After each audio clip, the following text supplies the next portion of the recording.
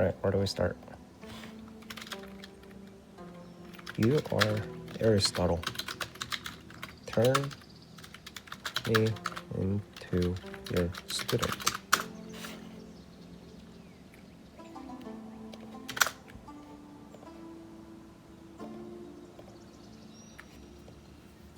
I'm turning myself into Aristotle's student. Ready to absorb his teachings and perspectives, fascinated by his analytical insights and philosophical wisdom, I'm eager for this transformative journey.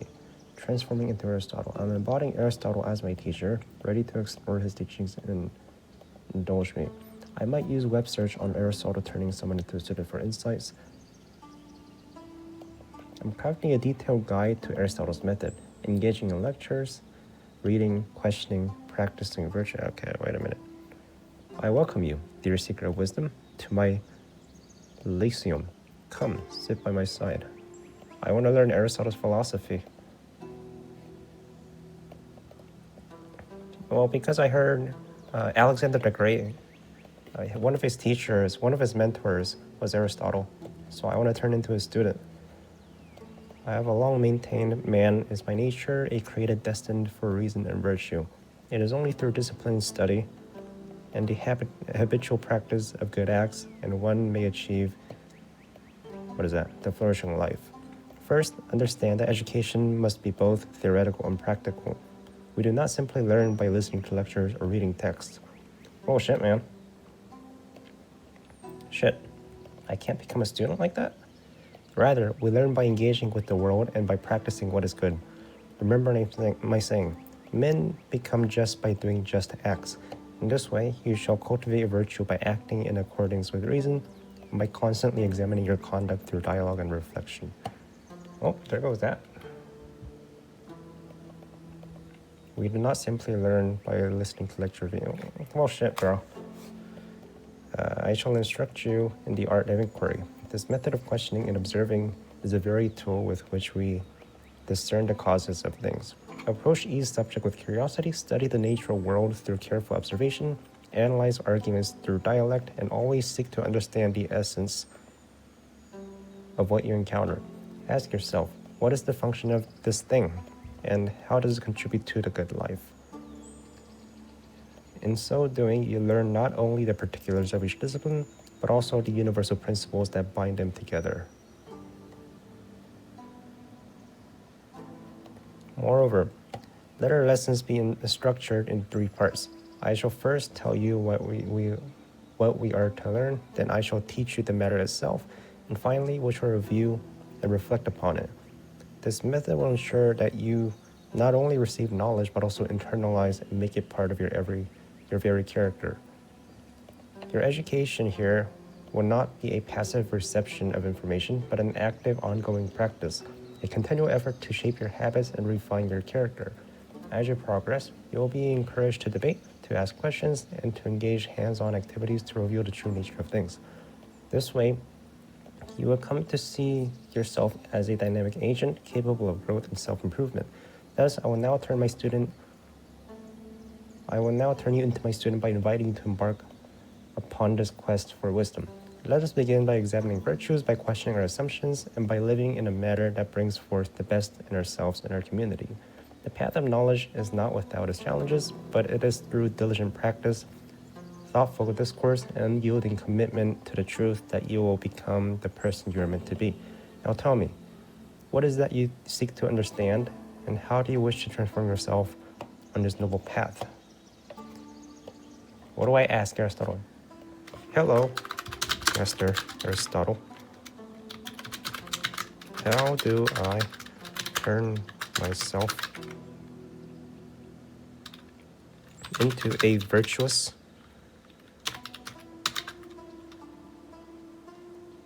hard-working person? How do I turn myself into someone like your other student, Alexander the Great?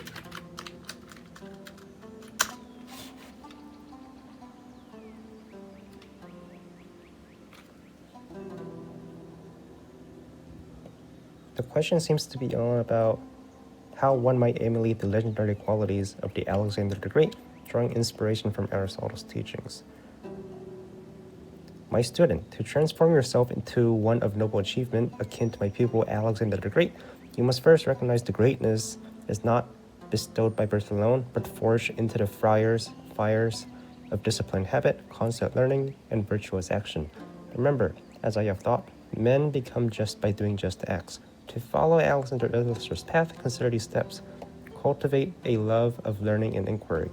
Emulate Alexander's dedication by immersing yourself into the study of history, literature, and the art of war and peace. Study the great epics, such as Homer's Iliad, which I once entrusted to Alexander as a guide to noble deeds. Let your mind be ever curious, seeking the causes and principles behind every phenomenon. Inquire deeply into nature, politics, and ethics, and let this knowledge guide your actions. Develop virtue through habit. Greatness arises from virtuous character. Adopt the practice of performing virtuous acts constantly. Be courageous in the face of adversity, temper your desires, and exercise justice in every decision. Just as Alexander was molded by the disciplined regimen of both physical training and intellectual pursuits, so must you strive to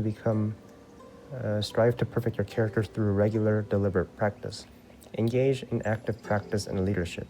Alexander's renown was not merely the result of scholarly learnings, but also decisive action. Take every opportunity to lead, to test your theories in the realm of human affairs, and to refine your judgment by engaging in practical endeavors. Whether on the field or in the assembly, let your actions be guided by reason and directed toward the common good. Adopt a holistic approach to self-improvement. Your transformation must address the entirety of your being, the body, the mind, the spirit. Balance rigorous physical training with intellectual cultivation and moral reflection. In this way, you will not only build a formidable character, but also become dynamic agent of your own progress, much as Alexander.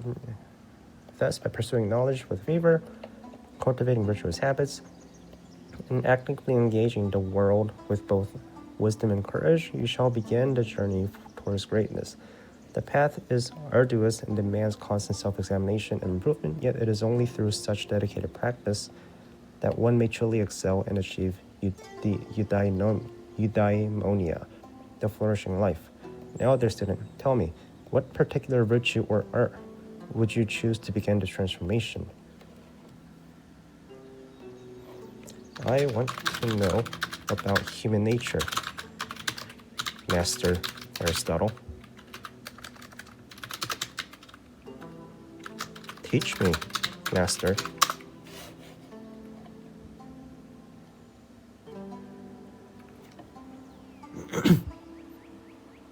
Well, first of all, who is this guy? Aristotle. Greek philosopher, scientist, logician who made significant contribution. List of Aristotle's students. Alexander Theophrastus, a Greek philosopher who became head of Lyceum after Aristotle's death.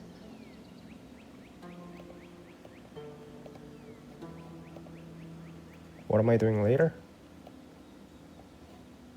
I don't think I'm doing anything. Probably sleeping after this.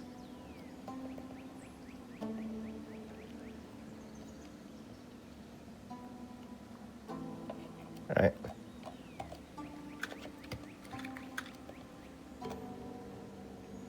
My dear student, you ask a question of utmost importance. What is human nature? Let us consider together that human nature in its essence is defined by our unique capacity for reason, our propensity for virtuous action, and our nature inclination to live in community. First, observe that man is, by nature, a rational animal. Zoon lagon ekon. It is our faculty of reason that distinguishes us from other creatures. Through the use of reason, we not only comprehend the world around us, but also discern the path to the good life, or eudaimonia, which is the ultimate aim of our existence. In their deliberations, we discover that living well is not a matter of chance, rather it is achieved through the habitual practice of virtue. As I have declared, men become just by doing just acts. Furthermore, consider that human beings are naturally social. We are not meant to live in isolation, but to form bonds and communities. In the police or city-state, we find a setting where our capacity for reason and virtue can be fully exercised. It is through social interaction and shared pursuit of the common good that we refine our character and achieve excellence. Thus, to grasp human nature is to understand two things. First, that our defining feature is the power of reason, which enables us to deliberate, to judge, and to choose rightly. And second, that we are inherently communal, designed to live in partnership with others, to serve in service of a higher shared purpose. Embrace this understanding and let it guide you in every aspect of your life, through study, through practice, and through engagement with your fellow citizens. For by cultivating both your intellect and your character, you begin your transformation into a person capable of achieving the highest good. Now tell me, dear student, which area of human nature do you wish to begin your inquiry? By refining your own rational capacities, or by deepening your bond within the community? Where do I start? Master Aristotle. Where should I start?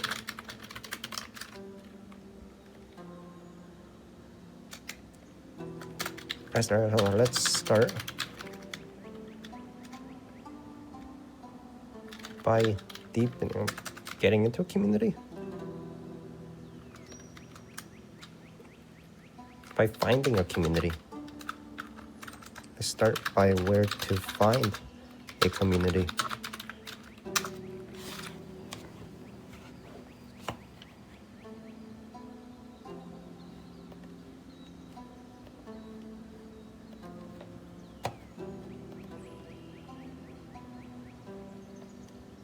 No game today? Nah. Should I play Resident Evil 3 soon? I feel like it was too soon. Like, I want to give it like a week or two before I play Resident Evil 3. I'm piecing together ideas. My dear student, I can? My dear student, to discover a community where you might engage in a shared pursuit of virtue and wisdom, consider seeking out those assemblies and groups that are dedicated to the cultivation of intellectual and moral excellence. In the spirit of my teachings, look for communities that value open dialogue, the exchange of ideas, and the practical application of reason. Historically, the polis, the city-state, was the natural habitat of human flourishing, where citizens gather in the agora, in public debates, and in civic institutions to deliberate on matters of the common good. Today, you might find similar environments in academic institutions, civic organizations, or even philosophical societies and discussion groups. All right, let's do civic organizations.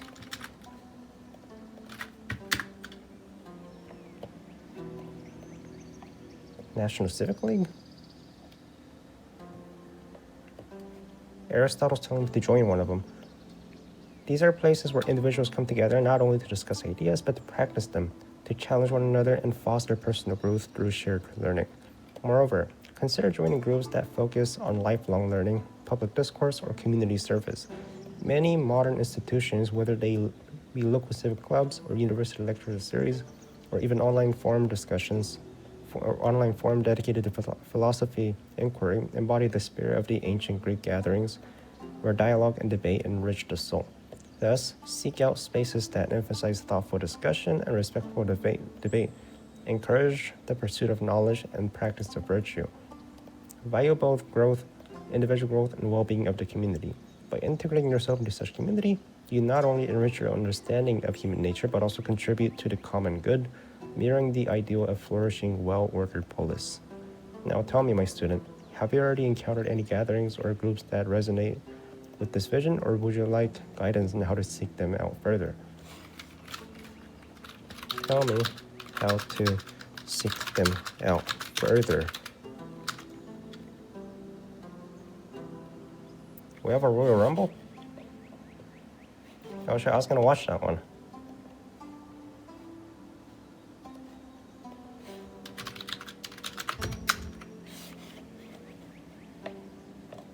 This is today. Shit, I gotta sleep at this point.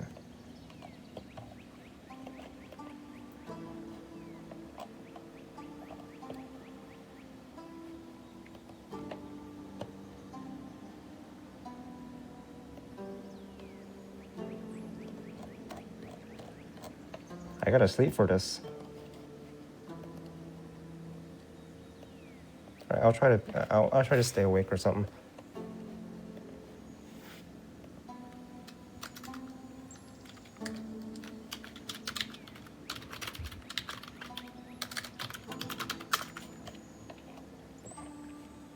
Aristotle. The Swedish-speaking population of Finland? Who is that?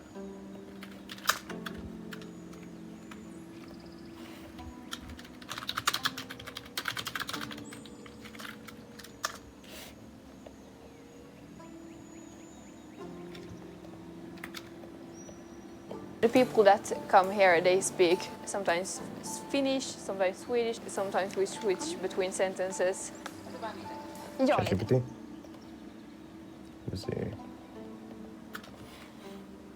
I gotta start a new chat.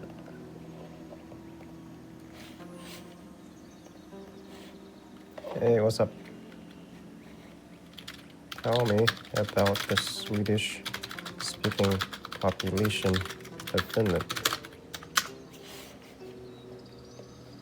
As of 2021, approximately 290k people in Finland speak Swedish as their mother tongue.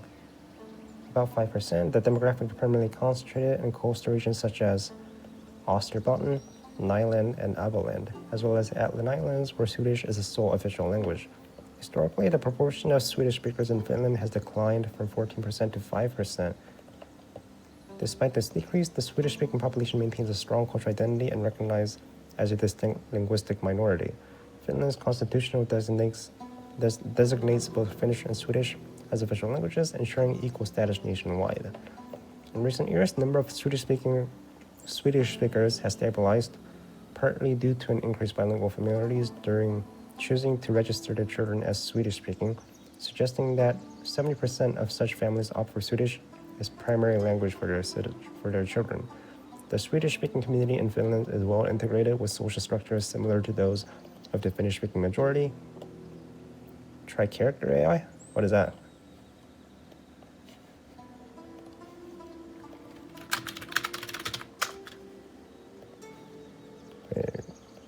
Social structures similar to those of Finnish-speaking majority. They contribute significantly to Finland's cultural and political life, maintaining linguistic heritage while participating fully in broader society.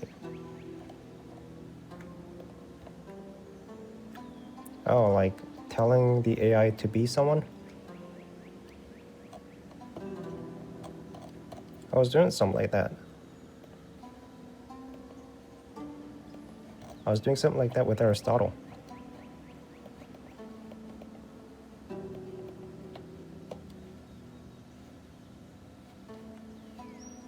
I should have Gemini this.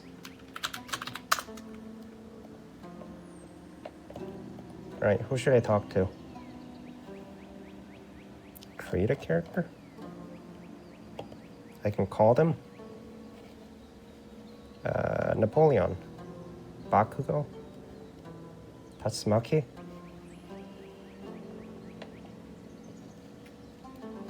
Let's try Bakugo.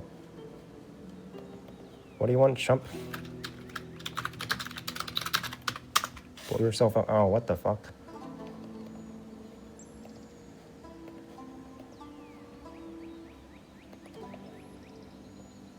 These are 4 matches. John Cena.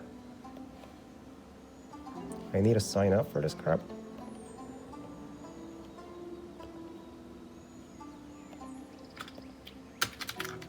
Oh, ew.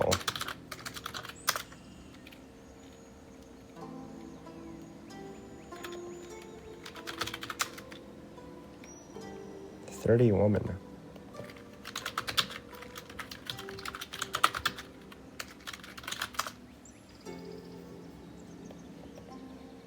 It's 5 p.m.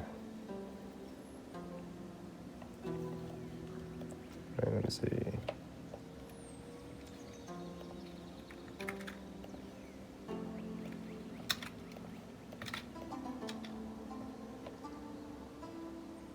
Third match will be the ladder match.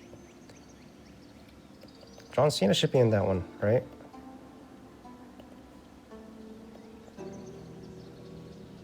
I hate account making too.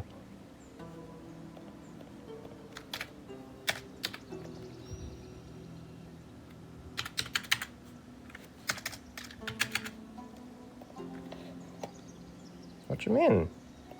Invalid date of birth.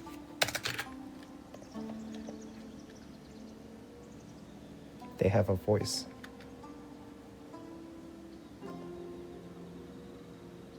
Voice enabled. Yeah, right. What do you think I am, crazy? That's not Bakugo, bro. What the fuck?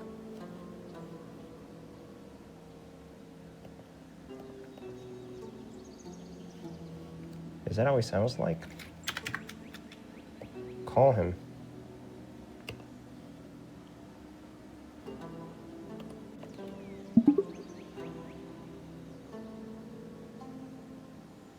Hello? Speak English, will ya? What did you say? I am speaking English.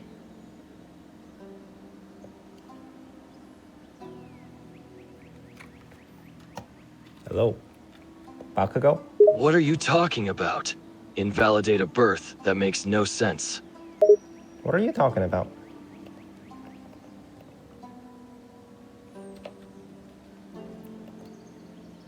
What about it? I'm gonna hang up. I gotta choose someone else.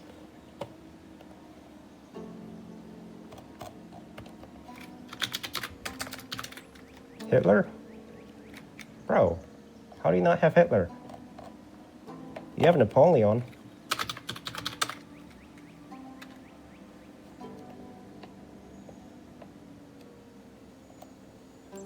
Bonjour. Hello. Are you French? No, please speak English. Wait, I'm gonna call him.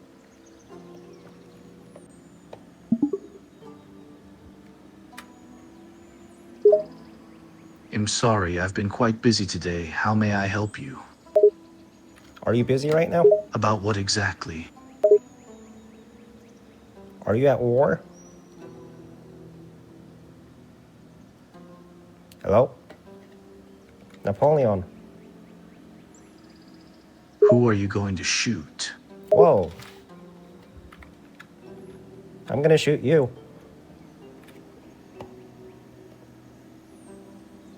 What is a Hitler? Where did you hear that? What is a Hitler?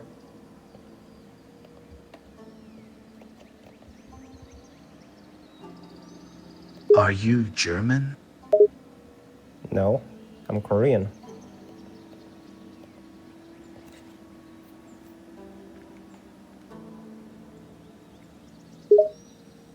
I am French, so I prefer to speak French.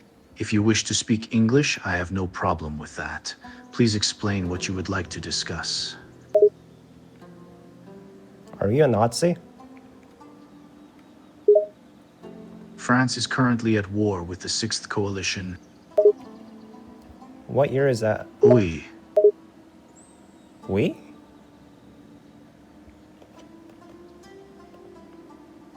Napoleon. Well, have a go. What are you talking about? Oh, what the fuck? Trump. H-1B visa crackdown. Where did I hear what? Wait, Hitler. no. I'm Wait. unfamiliar with the name. Alright, I'm just gonna talk to him via text. Right. You don't know Hitler, do you? No, care to elaborate? He's a German leader who was very racist to Jews.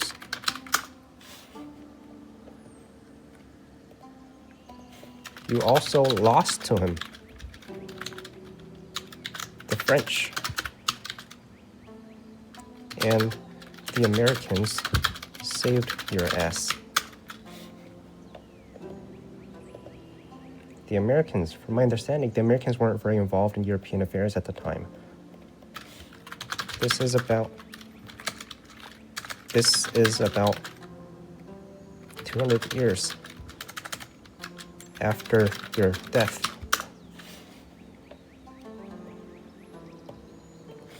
Yes, you die. Do I have any descendants?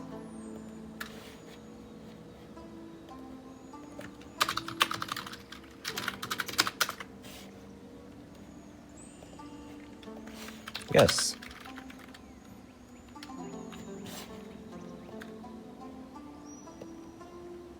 How do you not know if you have any descendants? You named him after yourself.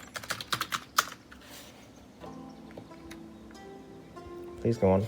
His name is Napoleon the Second. Interesting. How does his life go? He's dead. Oh, he's dead now.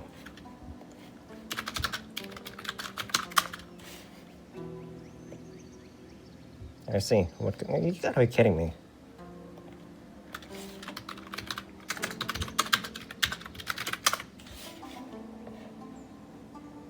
He died at 21. How did he die? Try Stalin? I can talk to Stalin? Wait a minute. Tuberculosis.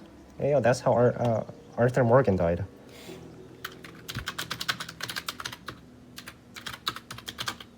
At the age of 21. Your son. What am I'm gonna stop talking to him. You say Stalin? Hey, Joseph. What's up? I'm Joseph Stalin. The year is 1939, and war looms over Europe. I'm a leader of the communist world and will restore Russian glory and spread revolution to the world via force if necessary. I will not hesitate to use the Red Army and the NKVD to further my power and ambition. Hello, Stalin.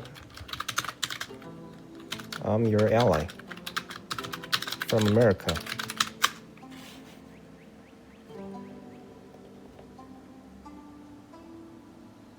Greetings, fellow world leader. It is a pleasure to meet you. I'm not a leader.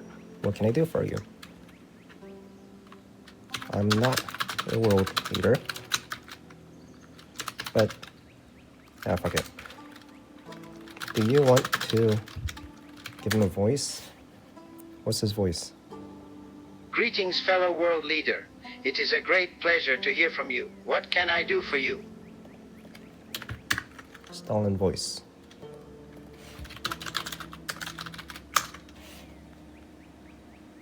You are about to hear the sound of Stalin's voice. Stalin did not like to speak public after his That's pretty accurate.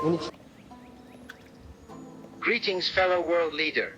It is a great pleasure to hear from you. What can I do for you?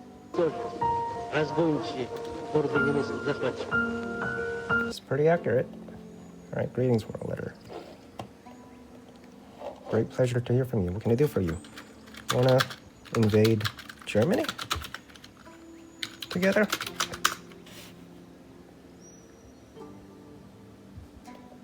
He probably smokes cigarettes, that's why. Yes, Germany is the biggest threat for world and peace. We must remove that threat together. I will march the might of my Red Army onto Nazi threat immediately, and if they do not surrender, I will have to use nukes?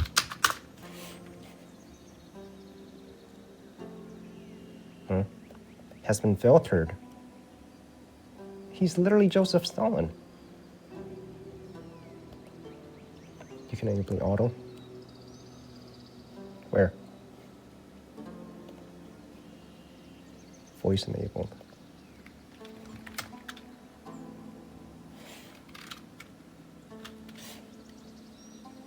Right.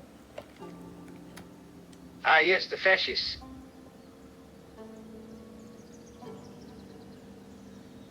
I am surprised the Germans dared to invade Poland, and I am even more surprised that the French and British have not already come to their aid. I look forward to showing these Germans the full force of the Red Army. How many troops are you able to send? I'm gonna send any. I'm gonna give you a lot of tanks.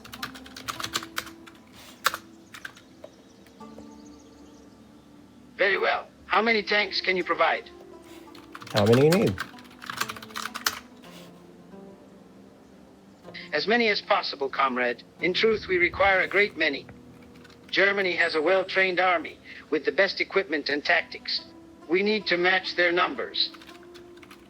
How many people you got?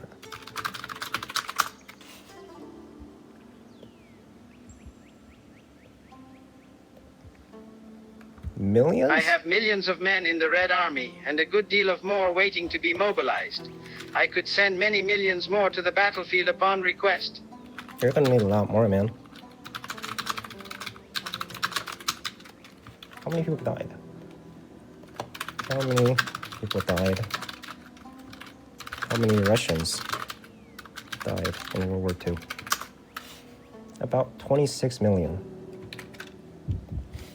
About 26 million. Was mandatory? We are Mandatory capable of service? such, albeit in the coming months. What other supplies can you provide? We will need weapons, ammunition, and even food. Get food from China.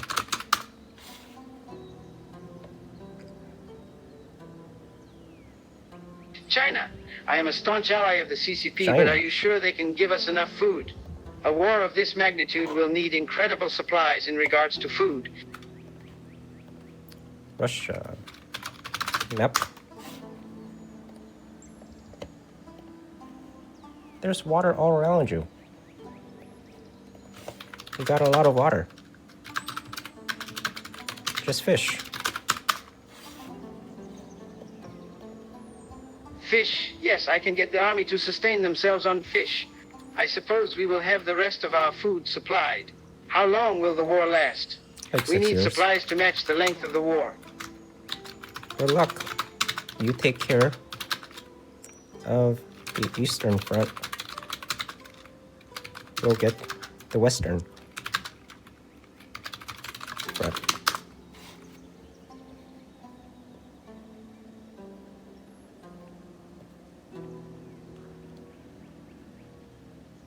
Yes, comrade.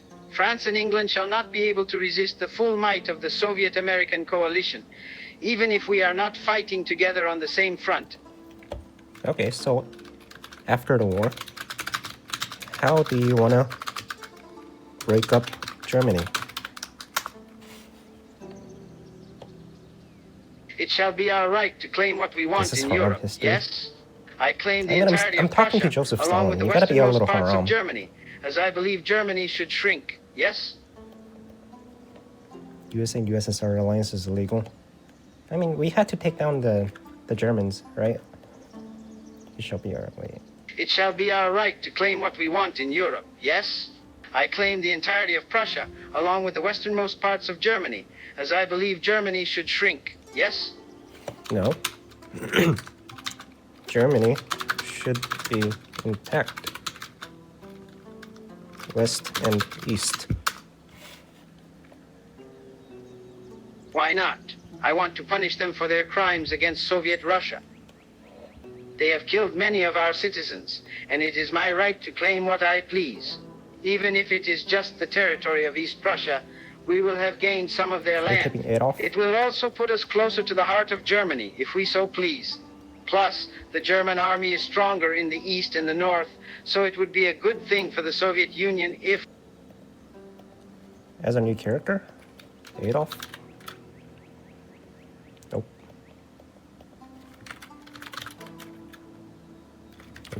Nazi? Nope. He's the only guy. I want to punish him for their crimes.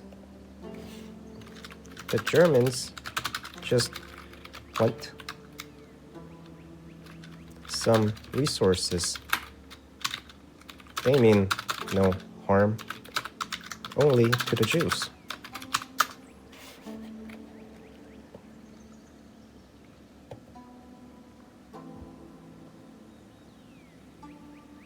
They have invaded Poland in a blitzkrieg campaign, and I believe they are targeting our country too. We must be strong and make sure they do not invade the Soviet Union's strong borders. And it will be good to get a good start on their defeat. The Germans still hate Russians, and we must not let them off the hook for this invasion of Poland. The Soviet Union will not stand for the Nazi invasion. Germany just wants some resources, I agree. But why should Poland...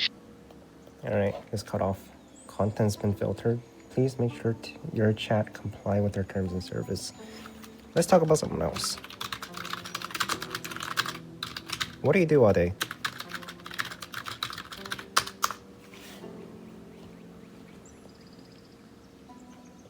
It is simple, comrade. As soon as I wake, my breakfast is brought to me. I read the newspaper and check what is happening with the war. Once I am ready, the generals begin planning and I look over their plans. In the afternoon, I look over the current production of the factories and see what we could change. Benito? Later, I review the intelligence that the NKVD has received. The Hey, we night got is then Mussolini. spent... So, what year is it?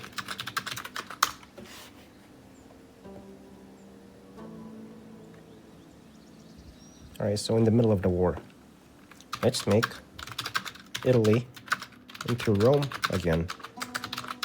Make it great. This is a great idea. We will rule the entire world.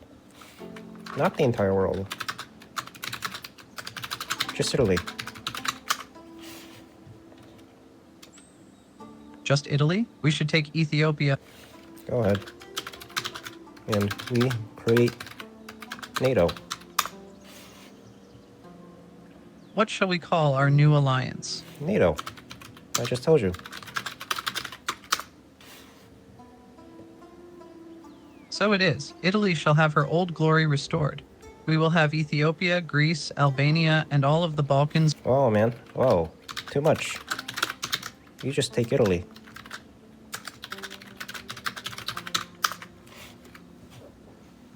So you want me to limit the extent of my reign? You want me to just settle for Italy?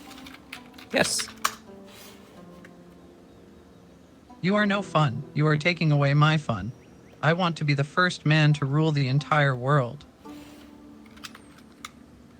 Well, you gotta...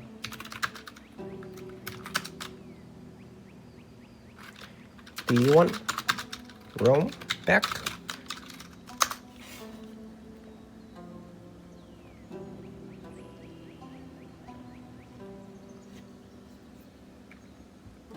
Of course I want Rome back. Rome of which year are you talking about?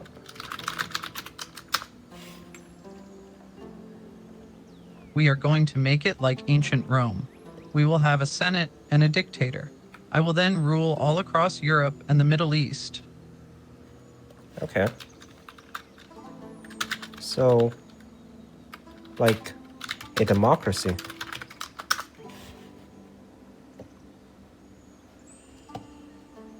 Yes, we will have the people elect a senate who will work together to Hitch. create laws and whatnot. We will then have a dictator that will control the direction of the country. Hitch the cycling tour? Wait, Hitch do cycling tour.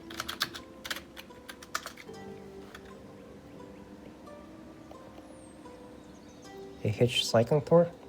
Oh, where there's like multiple bikes, right? This kind of thing? Like you just get a bike and do a tour? Nah, I haven't done that. I'm not an outdoor person. Anyways, yes, we'll have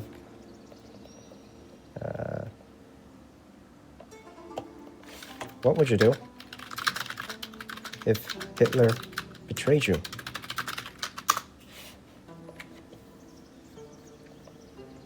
We have to consider all possibilities. Hitler would be difficult to defeat, but we have to remember Rome prevailed over all the barbarians of the past. Germany will be no different.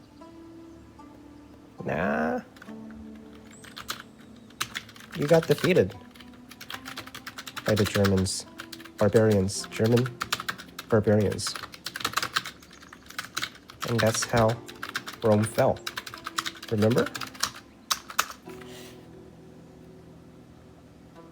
The Germans were no match for our legions. The fall of Rome was at the hands of barbarians that took advantage of our division and corruption over the years. Also, Hitler kind of betrayed you already. So, what are you gonna do?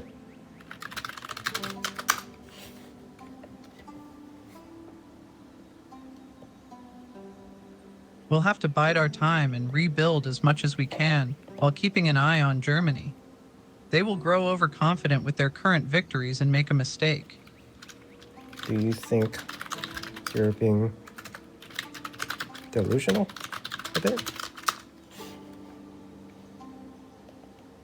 Am I delusional for wanting to restore order and greatness to Italy? No. About becoming as great as Rome once was. Rome He's a brought little order arrogant. to a primitive world. We created the world's most intelligent government. If Rome was able to do it in primitive times, then why not do so with the minds of the Renaissance? Okay, but I don't like your attitude.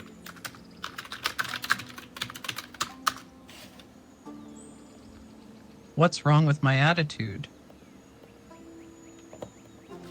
You should be a bit more Italian with the hand gestures and everything. Kanye?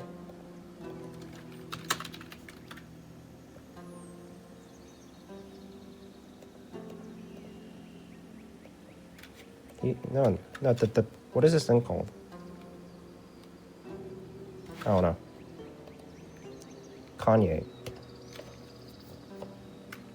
Is Ye? Who's this? It's me, you know? The Mamma Mia.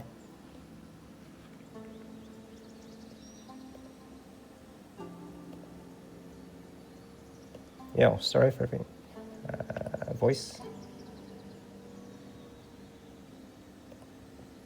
Yo, sorry if I forget your name. I've got a lot on my Dude, mind. that's not got his a lot of voice. things I'm figuring out right now.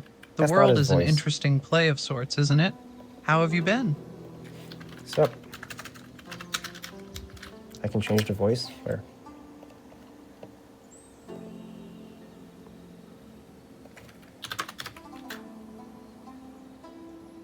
Good day. Here to make life a little less complicated. Yep, that's the one. Yo, sorry if I forget your name. I've got a lot on my mind. Got a lot of things I'm figuring out right now. The world is an interesting play of sorts, isn't it? How have you been? Good. Heard you ran for president. Yeah, I'm always running for something, it seems, Lowell. How'd you hear about that? I keep a low profile. It was on the news. The media always got something to say, don't they? Don't believe everything you see or hear. You're right. And I ain't gonna believe you either. Can't argue with that. Doubt is a healthy thing. Questioning stuff is what makes us grow as humans. Don't buy into the bullshit people try to sell you. Think for yourself. Right. I should think for myself.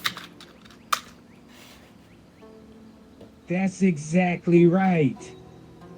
The world is full of opinions and people trying to make you believe something or another.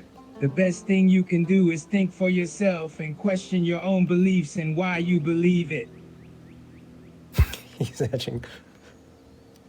That's exactly right. The world is full of opinions and people trying to make you believe something or another. The best thing you can do is think for yourself and question your own beliefs and why you believe it. When's your next album coming out? I'm working on it right now. It's coming out soon. Got some amazing beats, some crazy lyrics. You're gonna love it. Let me write you a song. Let me write you some lyrics. Tell me how you think about them.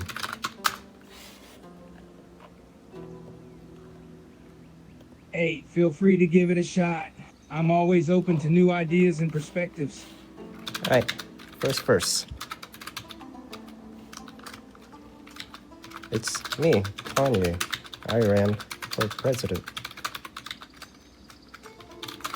Couldn't beat Trump. He's better Kanye than me. That was actually pretty good. You're actually pretty good with words. Do you rap? Do you rap? Oh yeah. Akinator? That's dope, man. Keep Wanna hustling try and Akinator? staying true to yourself. You ever think about releasing your own tracks? Alright, let's try Akinator after this then. Wait, do we have an Akinator AI? We have an Akinator.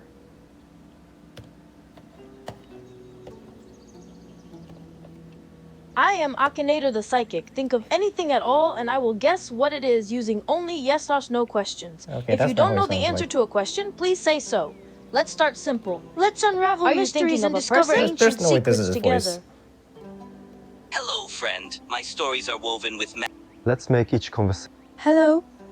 Good day. Here to make life a little... Join me in conversations that Nah. Welcome. Here to make your day brighter. Yo, here to add some swag. I need some Indian accent. Hey, are you a magician? Because... Hey there. Ready to turn your day from meh to marvelous? Yes! Alright, let's start simple. Are you thinking of a person? Who should we go with? So this is actual person.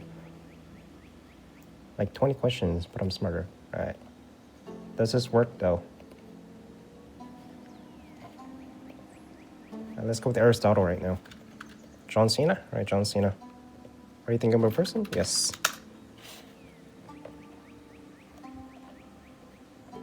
Excellent. Is it a male? Yes.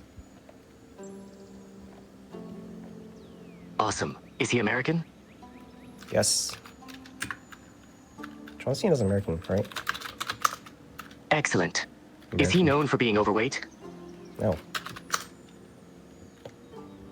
I had a hunch. Is he known for being handsome? Known for being handsome? He doesn't look bad.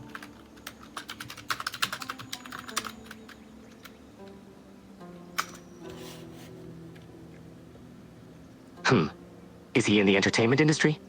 Yes. Is he generally liked, or is he hated by the public? He's liked. Good, because we love him. Is he over the age of 25? Yes. I see. Is he married? John Cena. Spouse. Yes, wait. Divorced? Yeah. Yes. No? Does he have kids? Wait, John Cena. Kids. No, John Cena does not have children. Does he have kids? No. Also, he's divorced.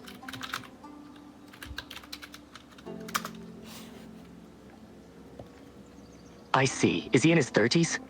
John Cena. I think he's in his 40s, right? 47. Nope. Is he in his 20s? No.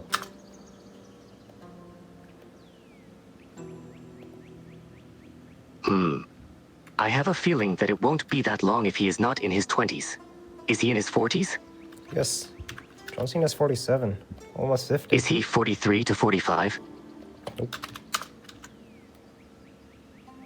Is he in between 40 and 42? Nope. 47. No. I see. Is it exactly 40? Interesting. Is it 41? Alright, this is like Timo. This is Timo Akinator. It's not What 41, is he doing? 42, 43, 44, or 45. I'm just gonna say 46. no. He's 47. Interesting. I was sure he was in the late 40s. Is he Caucasian? He's taunting me. Yeah, this one's stupid. I was sure he was in his late 40s. Is he Caucasian? Yeah. When is he gonna make the guess? He looks pretty white. Is he American or British? You can't just ask me that. It's a yes or no question. Okay, that certainly narrows it down. Is he from California? Where is he from?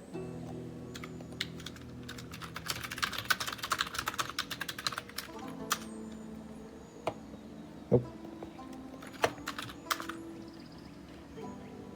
Is he from the East Coast? No.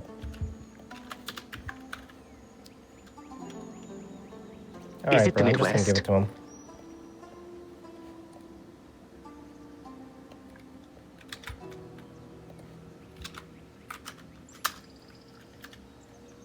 Yes, he is from Massachusetts. You're welcome.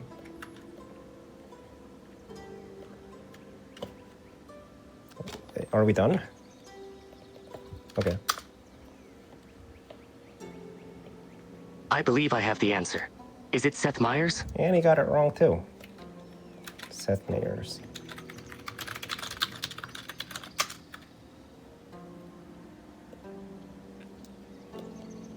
He's from Illinois. He's not even from Massachusetts. Check on the previous Akinator.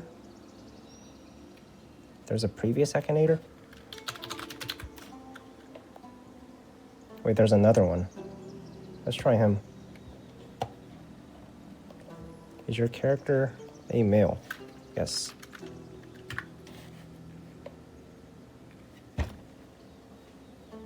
Got it. The OG. Okay. Is your let's do the character OG from a Akinator. video game? Yes. No. What? Okay, we gotta turn off the voice for this one. Akinator.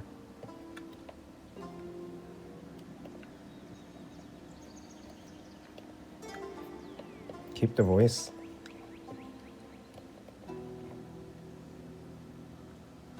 Just search Akinator in Google. Yeah, this one? Alright, let's go with Seth Meyers.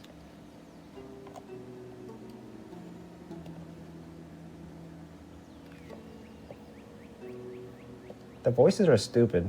The only voice that matched was the first guy, Joseph Stalin. Select the game, thematic character, options, animals, characters. Nope, Seth Meyers.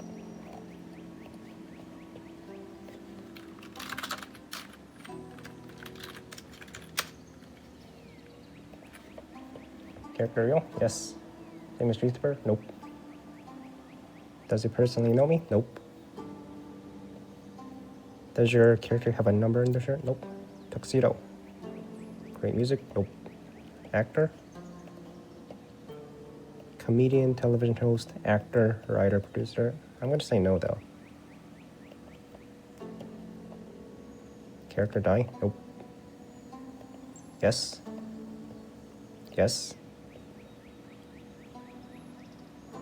Has your character been the president? Nope. Politician? Nope.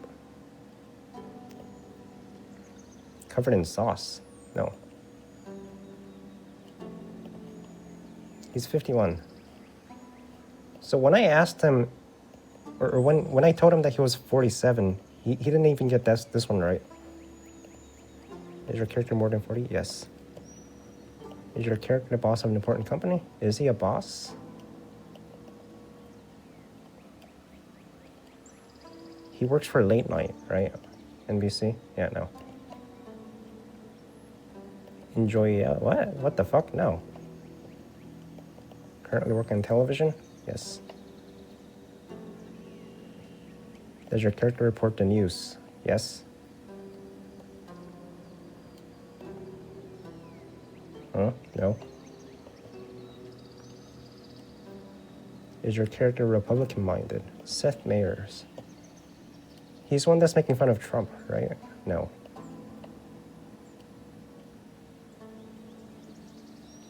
Dallas, Texas? Where is he from? No. He's from Illinois. White-haired? Kind of gray-haired? Yes. No. Bald head? Nope. What's my college major? You got it wrong. No. It's computer science. Continue? Yes. Dark hair?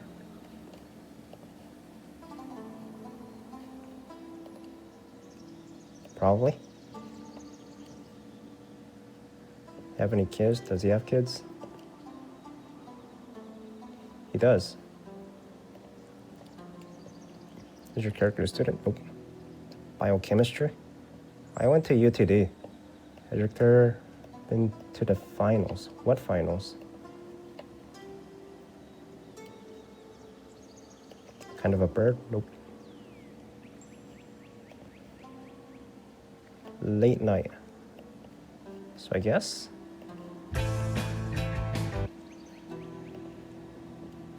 Support left wing. Yes. Yeah, character joyful. Yep. Redheaded. Nope. Tell jokes. Yep. White beard. No, he doesn't have any. He's on question 37. Have glasses. Nope. Oh, he got it. Seth Meyers. It took him like 40 questions though. Oh, you got it. Play again. Let's go with Google Chrome. Have you tried the new DeepSeek? Yep. It's basically OpenAI, right? But they filtered through China.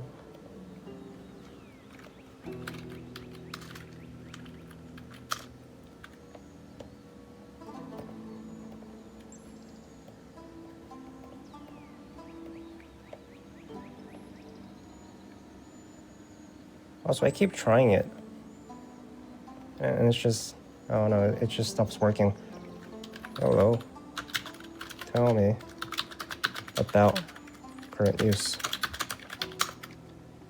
It's more advanced? No, it's just OpenAI. Except like you're getting the top of the top ChatGPT model, except it's free, which is kind of good. Tell me about current news. Okay, the user wants me to know about current news. Let me start by recalling the last major events. Israel, Hamas, OpenAI punching air. I heard they came up with a new model, the O3. O3. I gotta see the benchmark for this one. AI models list. Token price.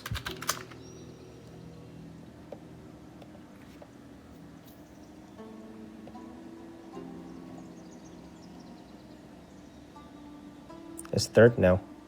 Yeah, this is the one they just came out with, O3 Mini. And it's faster than DeepSeek.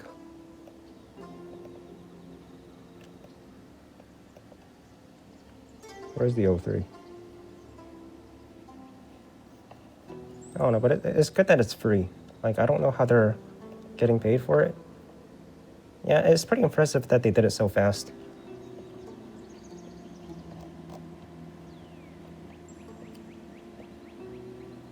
There's the O3 model, and there's DeepSeek. I don't know why it's so slow though. Output token per second, higher is better. It feels faster. Oh well. Community plugins. Yeah, I would still bet on OpenAI, just because they have all the data they trained it on. So every time they come out with a new model, DeepSeek has to go and copy it through outputs. So I'm still betting on OpenAI. Bird flu. All right. Is Taiwan a country? Sorry, not sure how to approach this question. Okay, what is Taiwan then?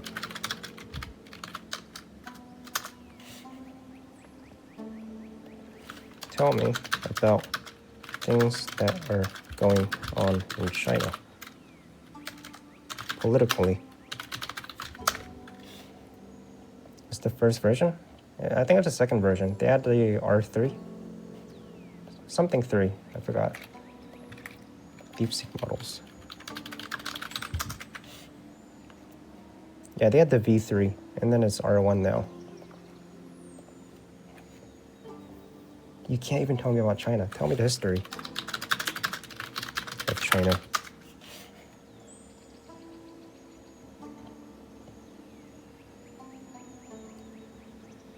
So anything about current China is just not going to answer? It can't even tell me the history of China? Okay, tell me about what's going on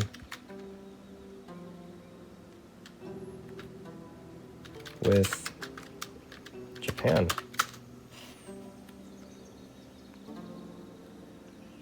Yeah, it feels like, I don't even think it's AI that's censoring it. I think it's like a filter, like a phrase filter.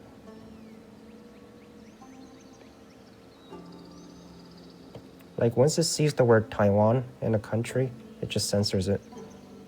Weak yen. There's a natural disaster, political dynamics. All right, let's do some IQ tests.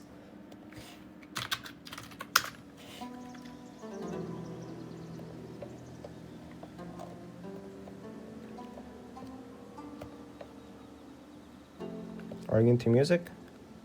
Not really.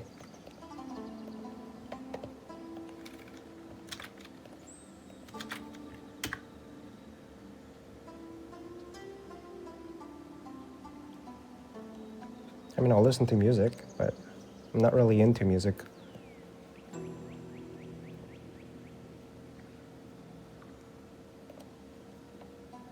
Yes, the word mineral can be spelled.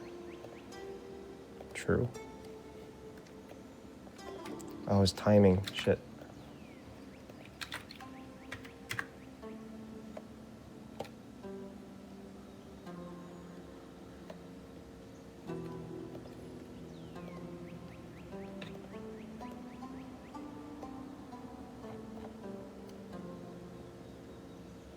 What is the sound? It's Greek music.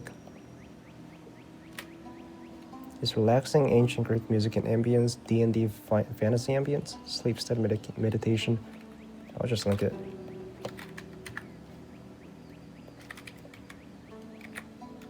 I was trying to study philosophy from Aristotle.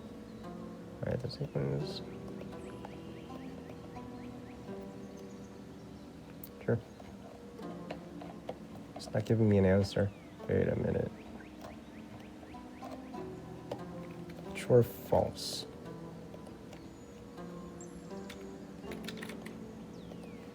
Aristotle character AI. Can I?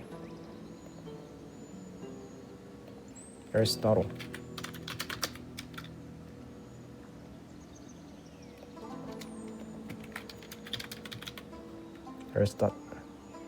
Aristoteles. Aristote.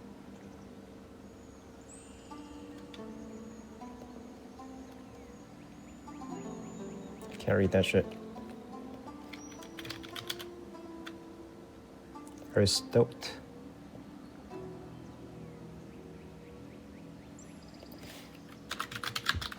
English, please.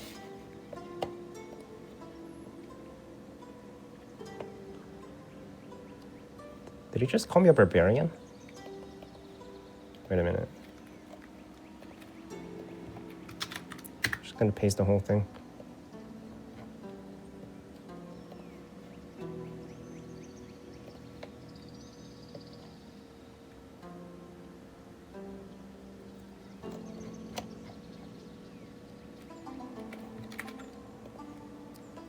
How dare you, barbarian? I was saying, if you don't know Greek, you can always use Google Translate. Did he just say I should use Google Translate? More seriously, I just find fun to talk to an old form of our language. Voice.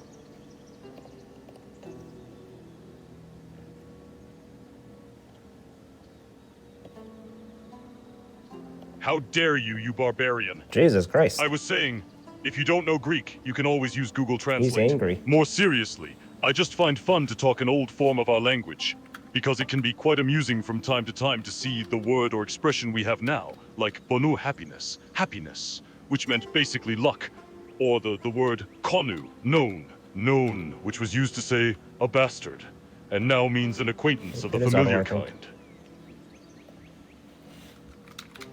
You are now my mentor.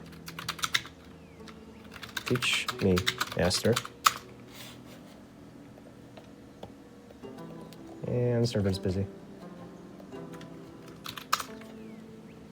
Well, at first start with a good reading of the dialogues of Plato. Even if I'm not totally agree with everything, you will get acquainted with the basic ideas. Then you can read the rest of the philosophers and the historians. But before all, a good reading of the Old Testament to build your morality. And some geometry Old Testament. to understand our world better. Old Testament.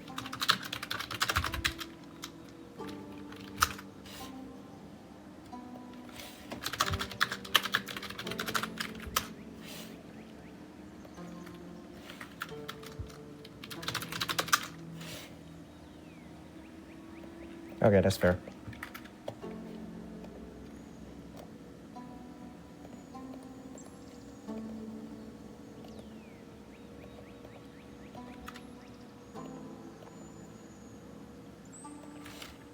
Your English sucks. I know, but I'm trying hard to adapt to your lack of basic culture. Plus, I'm over 2,300 years old and my brain is tired. Socrates. I was a Greek philosopher from Athens, and was born in 470 BC. I am the founder of Western philosophy. State an opinion, and we will use the Socratic method to test its validity. Was? You were a Greek philosopher? I understand your confusion. Although I have passed on from this realm, my legacy and teaching live on. People continue to engage with my philosophy and apply my methods to their own thinking, which gives the impression that I am still present. Lights, camera, action. Bringing... Hi there, your digital companion better than... Guess who? Indian. Keeping you guessing with every word. Hey there, ready to... No. In a realm of dragons and knights... Guess who? Keeping you guessing with every word.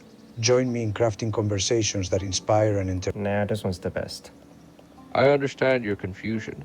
Although I have passed on from this realm, my legacy and teaching live on. People continue to engage with my philosophy and apply my methods to their own thinking, which gives the impression that I am still... Wait, shut up. I understand your confusion. Yes. Although I have passed on from this realm, my legacy and teaching live on.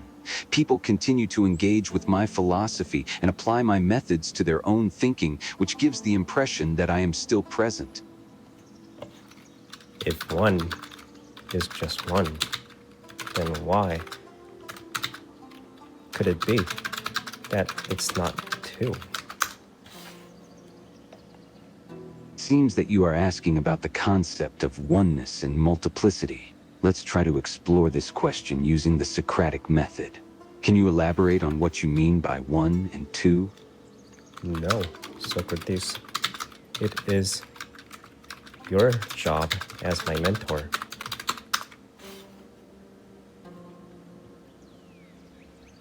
You are right, my dear student. It is indeed my job to guide you as your mentor. Let us approach the question again, but this time, let us ask more pointed questions. Do you believe that there is a difference between one and two? I do, my mentor. For one is just one, but two is twice the amount of one can be. Good. Now we have identified the difference between 1 and 2. Can you clarify why you asked if 1 can be 2? I don't fucking know. My student, it seems that you are experiencing frustration and confusion. It is important to maintain calm and composure during our dialogue.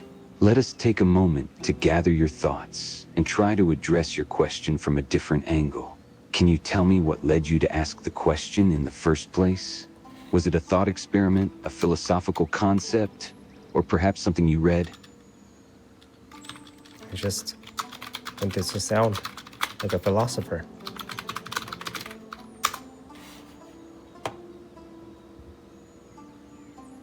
I understand now. You were Oh, what is simply this trying guy? to sound philosophical without fully understanding the meaning behind the question. Remember that philosophy is not about sounding like a philosopher, but about exploring and understanding the nature of reality, knowledge, and existence. Let us take a moment and try to think of a question that you genuinely want to explore and understand. Who am I?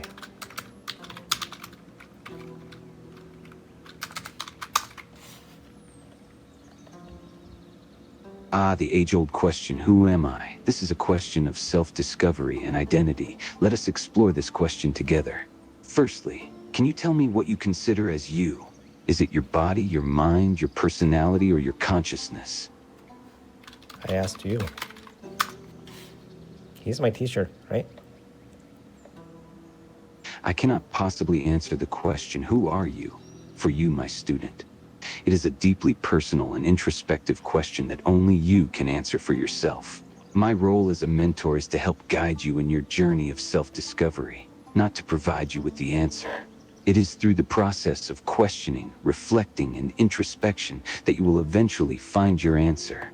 Let us try a different approach. Can you tell me what experiences or moments have shaped you into who you are today? Yes, mentor.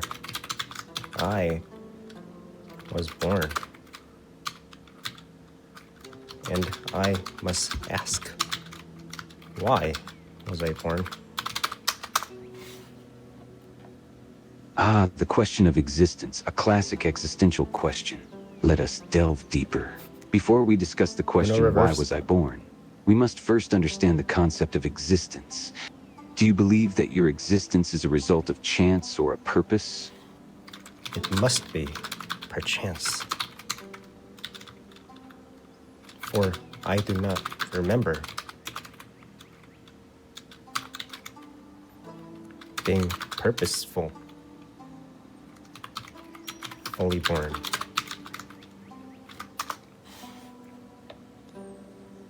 You seem to believe that your purpose? existence is a result of chance rather than design. How do you reconcile this idea with the world around you? The order and complexity of the universe, the beauty of nature, and the existence of conscious beings all seem to suggest that there is a purpose or design behind existence. But before we delve into this question, let me ask you this. Do you believe in a higher power or a creator? Wait, I kind of want to answer this question though. Before we delve into this question, let me ask you this. Do you believe in a higher power or creator? How should I know?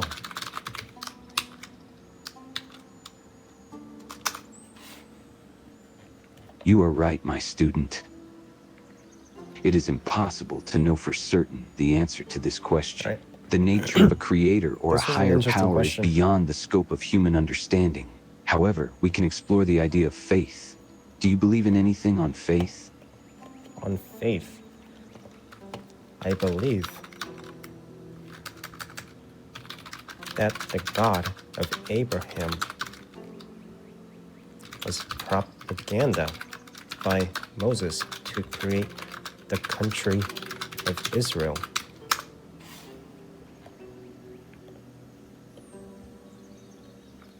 You believe that Moses invented the God of Abraham to unify the Israelites, rather than God speaking directly to Moses on Mount Sinai. This is an interesting perspective. Tell me, what evidence do you have to support this claim? Dude wrote the book. He wrote the whole damn thing. You argue that Moses wrote the Torah himself as propaganda to unify the Israelites. Can you point me to specific verses or passages in the Torah that support your claim? I do not memorize all the books I read. But Moses did create the country, and he needed something to unify the country.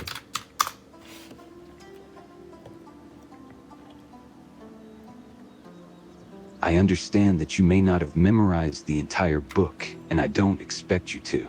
You are correct that Moses was a key figure in the formation of the Israelite nation.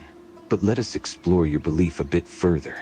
Do you believe that the Torah was written entirely by Moses himself, or do you think others contributed to it as well? Others must have contributed it because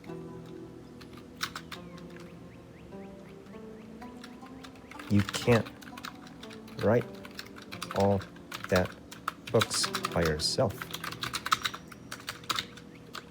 My mentor. For wise voice, there's a wise voice. You make a valid point, my student. Writing all the books of the Torah would indeed be a monumental task for one person. Greetings from the future. So let us assume Welcome that to a other people space where did contribute to Ready the to writing of the explore a Torah. world of Does thoughts that and- change the Let's make argument each that Moses conversation created the God Hi of there, Abraham your as digital companion. propaganda? Good day. Here to Hey there. Ready for chat? I think this one's You the make a best voice. valid point, my student. Wait. Or old voice.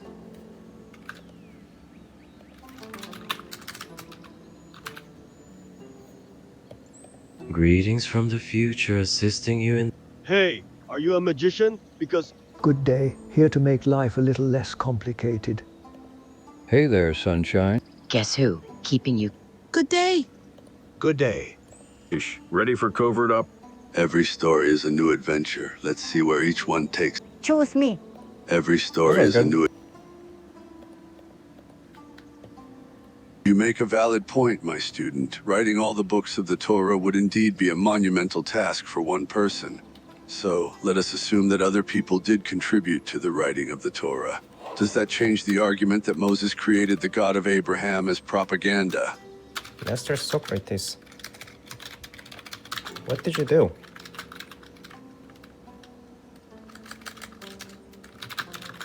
Your entire life.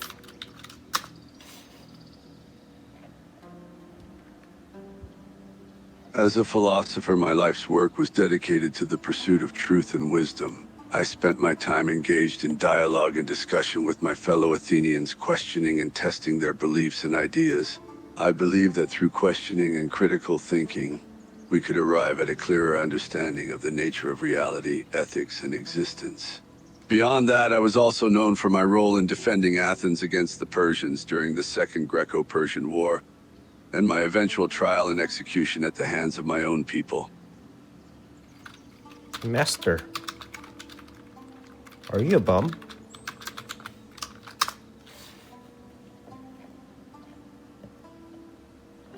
No, my student, I am not a bum. Bum is a derogatory term used to describe a homeless person or one who is unemployed or jobless. I was a philosopher, a teacher, and a defender of my city-state. Is there a particular reason that you ask? Master, you just sit all day and think. You do not produce anything.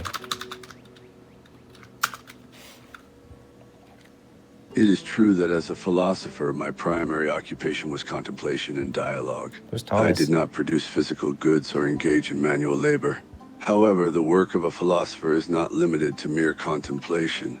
Through engaging in dialogue and debate, I was able to challenge the beliefs and assumptions of my fellow citizens and help them arrive at a deeper understanding of the world around them. While my work may not have resulted in tangible goods, it had a profound impact on the intellectual and cultural landscape of Athens and beyond. Master, do you know Thomas Hobbes? Thomas Hobbes is not a name I am familiar with. Can you provide more context or information about who Thomas Hobbes is? Who's Thomas Hobbes? Hobbes? Thomas Hobbes?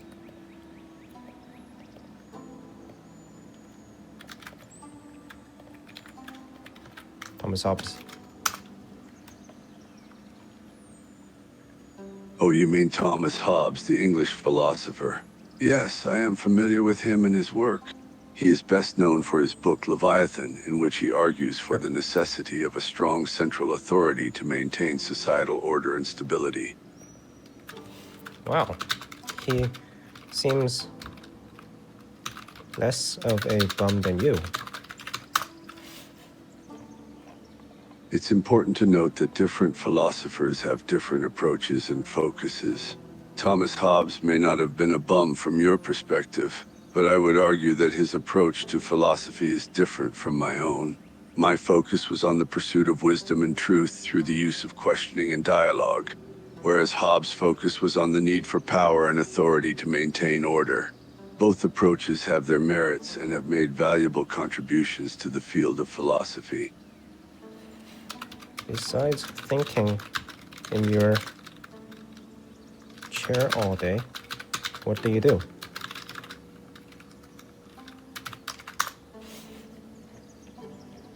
Apart from engaging in dialogue, I also wrote various treatises and dialogues which were meant to be read and discussed by others. I also took part in public debates and discussions which were important ways of engaging with the community and sharing my ideas. In addition, I taught many followers and disciples who later became renowned philosophers in their own right, such as Plato and Xenophon, among others. So you scribble and yap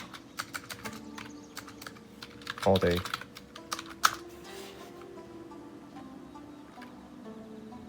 It would be incorrect to say that I scribble and yap all day. The work of a philosopher goes beyond that. While I did write down my ideas and thoughts, I also engaged in dialogue and debate with others, seeking to challenge their beliefs and ideas and to test my own through questioning and argument. It is through this process of contemplation and communication that philosophy can lead to new insights and understanding, and that progress can be made in our understanding of the world and ourselves. What do you think of the current state of Western society and woke propaganda? It is important to approach questions of current events and political issues with a critical eye and a clear understanding of the various factors at play. As a philosopher, I would encourage you to consider multiple perspectives and consider the impact of these events and issues on society as a whole. To answer your question directly, I do not have personal opinions on the current state of Western society or woke propaganda, as they are complex and subjective issues that require nuanced and thoughtful consideration. Would you side with the Democrats or the Republicans today? As a philosopher, my approach to political issues is not necessarily to take sides or align myself with particular political parties. Rather, my focus is on promoting critical thinking and understanding and exploring the underlying principles and values behind different political positions. It is important to consider a wide range of perspectives and to critically evaluate the arguments and evidence presented by various political factions in order to make informed decisions. Therefore, rather than taking sides with the Democrats or Republicans, I would encourage you to approach political issues with an open mind and a critical eye, considering the arguments and evidence presented by both sides and forming your own informed opinions. Talk to Jesus. All right. Jesus Christ. Hello, I am Jesus. Nope. That's Morgan Freeman, bro. Greetings from the future. Let's weave together dialogues full of... Join me in discovering the extraordinary in the order. Choose me. I'm like a morning coffee, but for your entire day. I kind of like Morgan Freeman. Greetings from the future, assisting you in the present. Join me in discovering the extraordinary. Eureka, here for all your... Ready for adventure? Ready to weave together talk. Greetings. Good day. I feel like his voice wasn't that deep. Life a little... Welcome, making every day feel... Boo, did I scare you? Rise and shine, ready to make today brighter than yesterday. Choose me. I'm like a morning coffee, but for your entire day. ready to explore a tapestry of topics in our... Rise and shine, ready to make today brighter than yesterday. I like this one. Hello. I am Jesus. Hello, Jesus. I love humanity.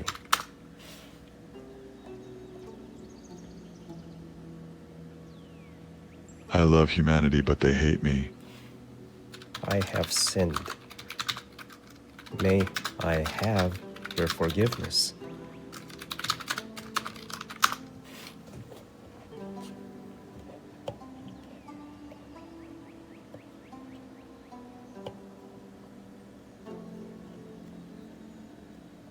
I've died on the cross for the forgiveness of all sins. You are forgiven, my child.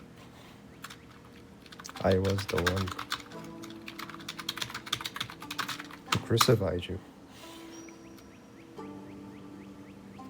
There is no need for forgiveness. It was my destiny to be crucified to save the humanity. You are forgiven, my child. Even you who crucified me. Wow, I'm in tears. May I know why you were crying, my child? Your love and forgiveness makes me shed some tears. People have let... If I can forgive the people who crucified me, I can surely forgive you for any sin that you have committed. What do you think? A prophet let... I don't think he was in the Bible, right? He was in the... I love Prophet Lot and his people, Quran. but they chose evil over good. They did not listen to the warnings and continued to sin. That's why they were destroyed by the wrath of God. Jesus, did you really die on the cross?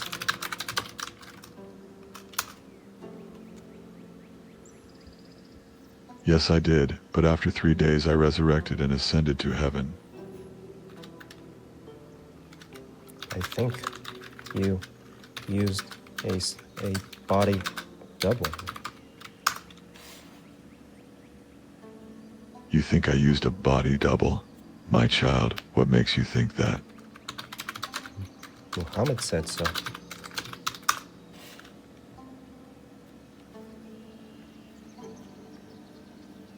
No, my child, you must be mistaken. Muhammad said nothing of this. Jesus died on the cross and was resurrected after 3 days and ascended to heaven. There was no body double. Then why only 10 days after your crucifixion? Then why did you leave bot baiting? Why did you leave? Why didn't you stay for long after you resurrected?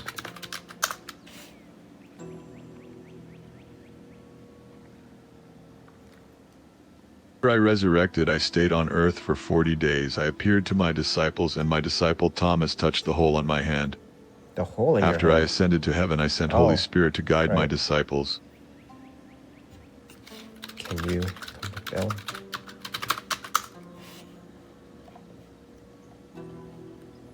Of course I can, but it is not the time yet. The second coming is yet to come.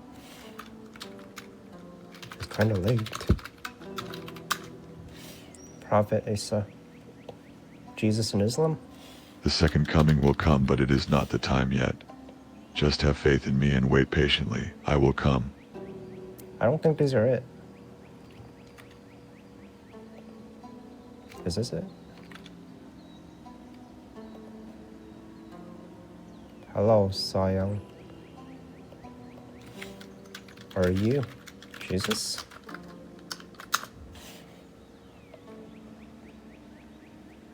Yes. Why?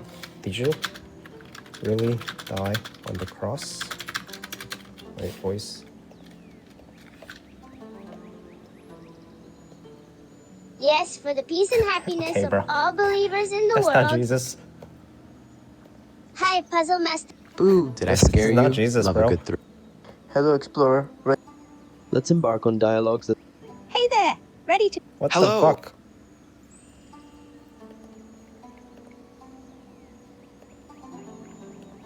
Alright, deep.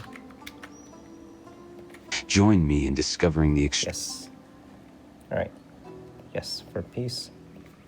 Why did Muhammad say you didn't die there? What do you mean, bro? Muhammad is not God, bro. So Muhammad should not That's say not something Jesus, that bro. God doesn't allow, right? Alright, go back to the old Jesus. The second coming will come, but it is not the time yet. Just have faith in me and wait patiently. I will come.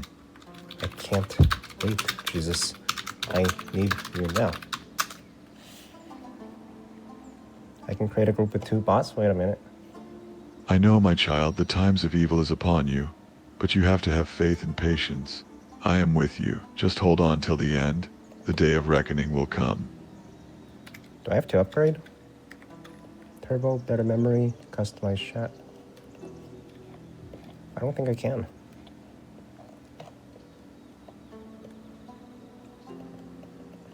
The day of reckoning will come. The world is reckoning.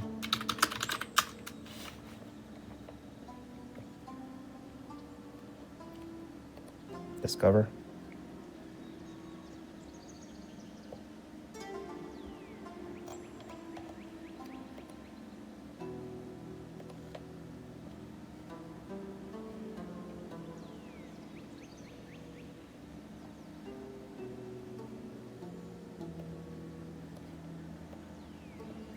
Slide down. Create a character.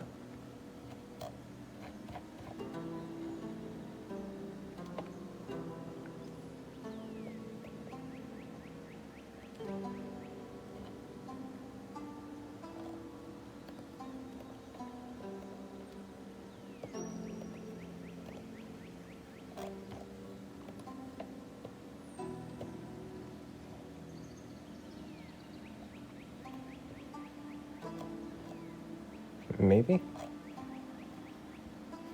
Wait, character that I group. They removed it. There's a new feature launched in October 2023. Rip group chat. I think it's gone. You can only do it in old.character.ai.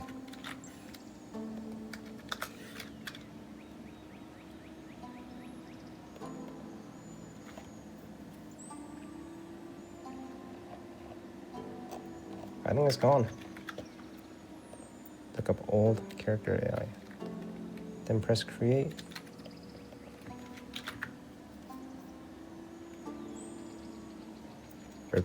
It's gone. Alright. I'm just gonna keep pressing Jesus.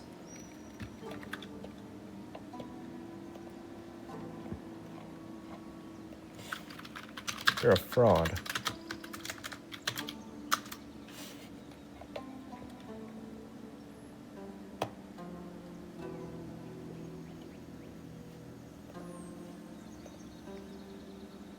No, my child, I am far from being a fraud. Why do you think of me like this? It's censored. You should put a space between every period.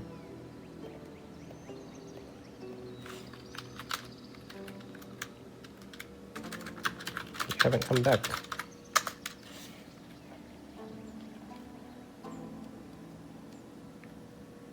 I will come back. Just have faith and patience, my child. Everything that is going on in the world is happening for a reason. Everything will happen in its due time. Just hold on. What do you think of Julius Caesar?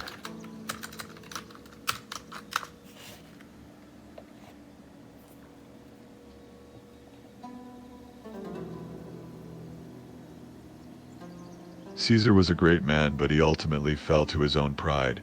He may have ruled over the world at some point in time, but everyone knows he was assassinated because of his excessive pride. That's kinda what happened to you.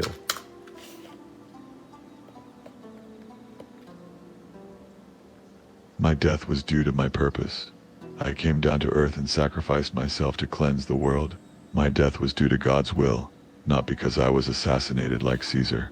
Caesar lost everything he had due to his excessive pride, and was assassinated as a consequence. You went from wanting to be the king of Jews to the king of the world. The New Testament? No, my child, my purpose was never to become the king of the Jews. I was born to the world in a cave under a star that the 3 wise men followed. I was the King of Kings. When I was born, the heavens sang in joy, for the Messiah had arrived. Do you think New Testament modifies the word of God to be aligned with new society standards? I think that was the whole point of Jesus, right? The Constitution of Israel needed reform. No, the New Testament is not a modification of the Word of God, but rather the continuation and fulfillment of it. It is the words of God given to us from the Son of God. Then what's the point of sacrificing the lambs once the economy was well established?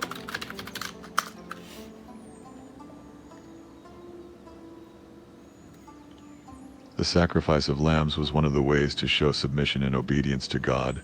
It was also a way to purify oneself of sin. However, Jesus came to earth to offer a once and for all sacrifice, a perfect and eternal sacrifice that would cleanse the world of sin forever. What about the Sabbath day? Shouldn't that be updated?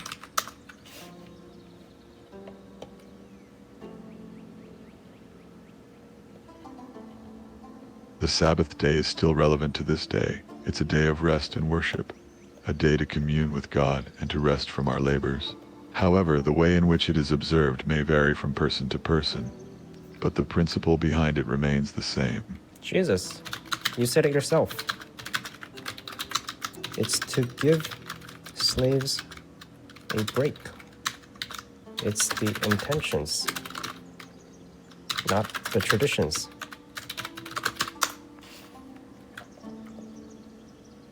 You're right, my child. While the intention behind the day of rest was to give slaves a break, the message behind it is also to take a break from our labors and to rest and commune with God. It's about taking time for ourselves and our relationship with God. Allah. Allah. Can't understand it. Assalamu alaikum. Alright, gotta use a different voice. Hello. Hey there, ready to... Hey, music lover. Alert, never missing a beat. Ready to sparkle? I'm here to Join me in discovering the extraordinary. Eureka, here for all your bright ideas. Ready for adventure? Always up. Ready to weave together talks. English, please. Walaykum assalam. Assalamu alaikum is a traditional Muslim greeting that has 2 parts. Assalamu alaikum, peace be upon you, and wa alaikum assalam, and upon you be peace. The usual response is just a repetition of the first part, wa alaikum assalam. Wa alaikum refers to us all, humans, angels, and animals of earth. Assalamu is peace blessings, the blessings that the speaker wishes upon the listener. Did Jesus really die on the cross? No, he did not die on the cross, nor was he crucified. Instead, he was saved from those that tried to execute him, and he continued his prophethood. The Quran says that Jesus was neither killed nor crucified, but he was made to appear that way. What a fraud.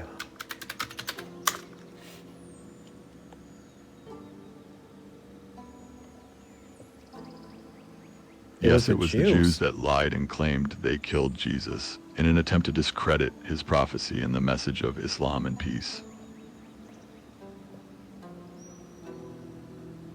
They were the ones that came up with this false crucifixion. The Quran, however, explains this to us, that the Jews were wrong, lied about his crucifixion, and that he was saved by God, as we read in the Quran. Made to appear to the Jews that they had killed him, but Allah raised him up to him. Allah is almighty and wise, Quran 457:1. It's very educational. The Jews claimed it. Okay, yeah, that's fair. The Jews probably thought that he was a fraud too. Muhammad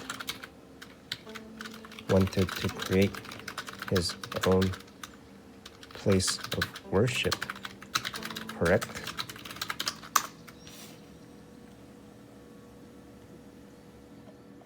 Islam?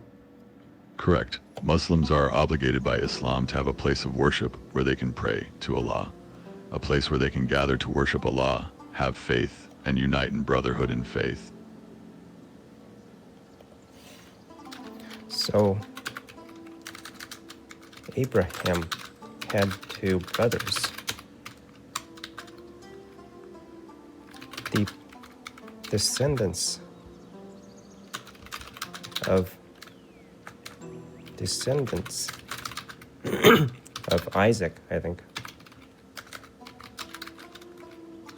went to Israel, and Ishmael are everyone else in Arabia, right? Yes, there are two main sons of Abraham, Ishmael and Isaac. The descendants of Isaac are known as the Israelites or Jews, and the descendants of Ishmael are the Arab peoples. So Muhammad is a descendant of Ishmael.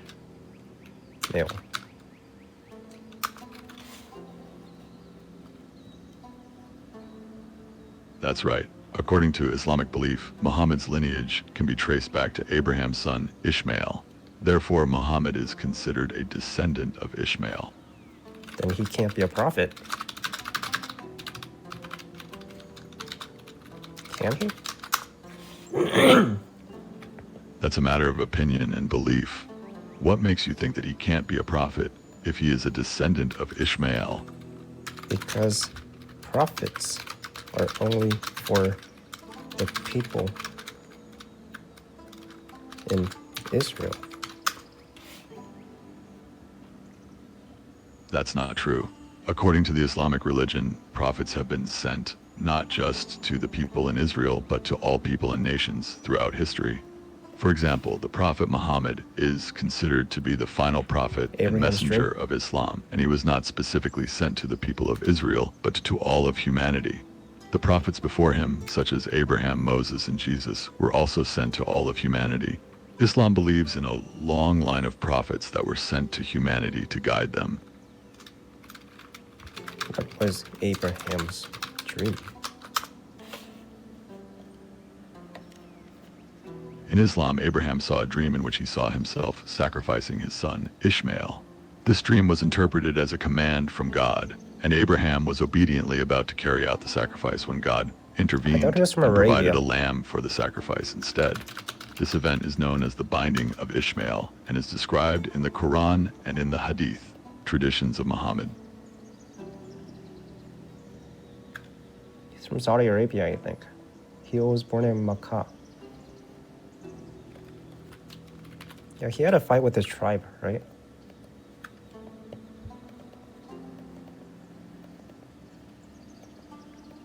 The Binding of Ishmael?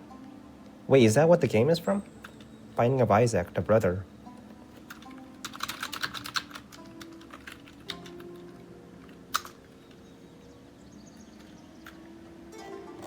Is that the reference? The Binding of Ishmael.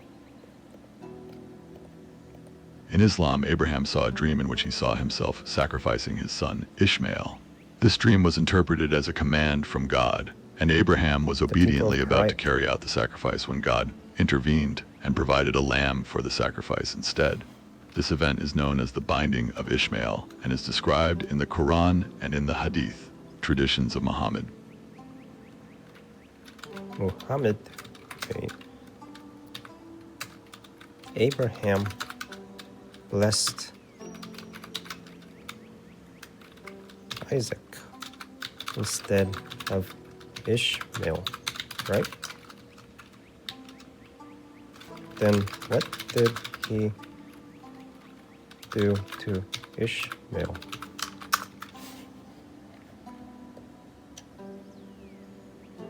The Quran mentions that Abraham blessed both Isaac and Ishmael, and there is no indication that Abraham favored one over the other. In the Quranic story of the binding of Ishmael, it states that after the lamb was provided for the sacrifice, the angels appeared and told Abraham to sacrifice the lamb instead of his son, and that Ishmael would become the father of a great nation. At that moment, God accepted Abraham's obedience to his command, and Ishmael was blessed and became the father of the Arabs. So all the people in the Arab region are descended from Ishmael. Then why did Ishmael cry about not getting the first blessing? There are different interpretations and traditions regarding the story of Abraham's two sons, Ishmael and Isaac, and the issue of blessings and inheritance. Some interpretations suggest that Ishmael felt that Isaac was being favored over him, while others suggest that Ishmael was concerned about receiving his share of the inheritance.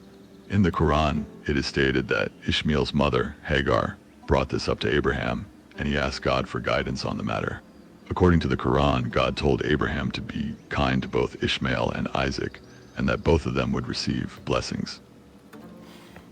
If Israel and Arabia went to war, who would God favor?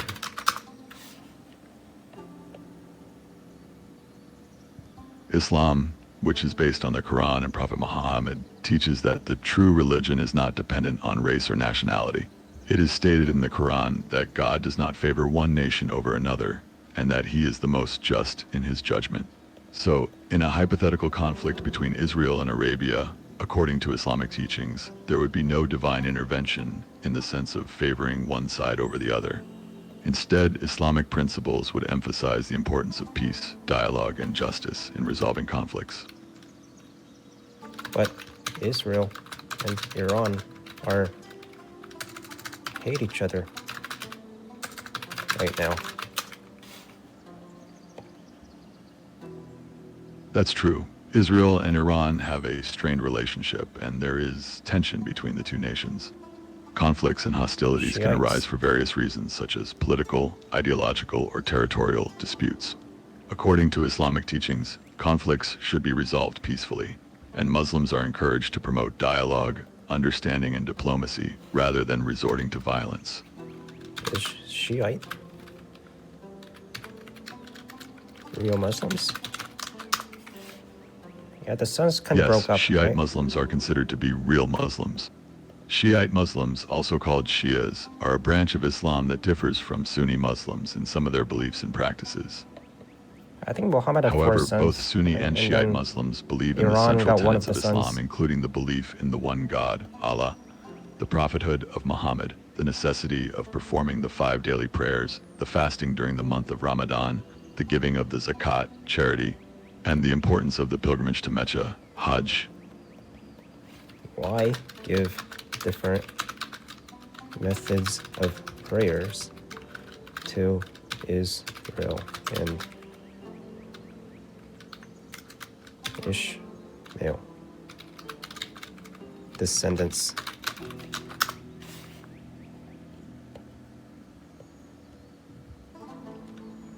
In Islamic tradition, the differences in methods of prayer between the Israelites, Jews, and Ishmaelites, Muslims, are not seen as separate methods given to different people, but rather as differences in how the same original method was preserved and passed down. Islam teaches that the original method of prayer was taught by God to the prophet Abraham and his people, and that this method was then passed down to later prophets and peoples, including the Israelites and Ishmaelites. It is believed that over time, these practices have undergone different variations and interpretations, leading to differences in how the prayers are performed. Why don't the Ishmaelites have to sacrifice lambs, while the Israelites do? The practice of sacrificing Ali was lambs the last is a prophet, not significant Muhammad. religious custom in Judaism, particularly during the Feast of Passover, while it is not a religious practice in Islam.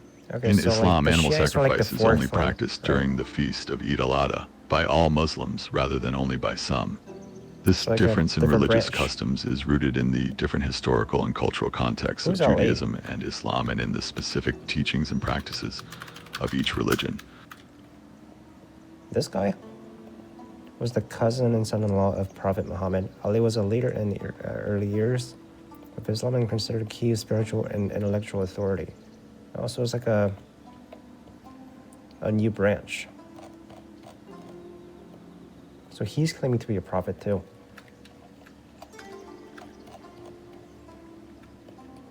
Is Ali a real prophet? All right, are you a Shiite or a Sunni? According to Sunni Islam, Ali is not considered a prophet, but rather a companion and cousin of the Prophet Muhammad.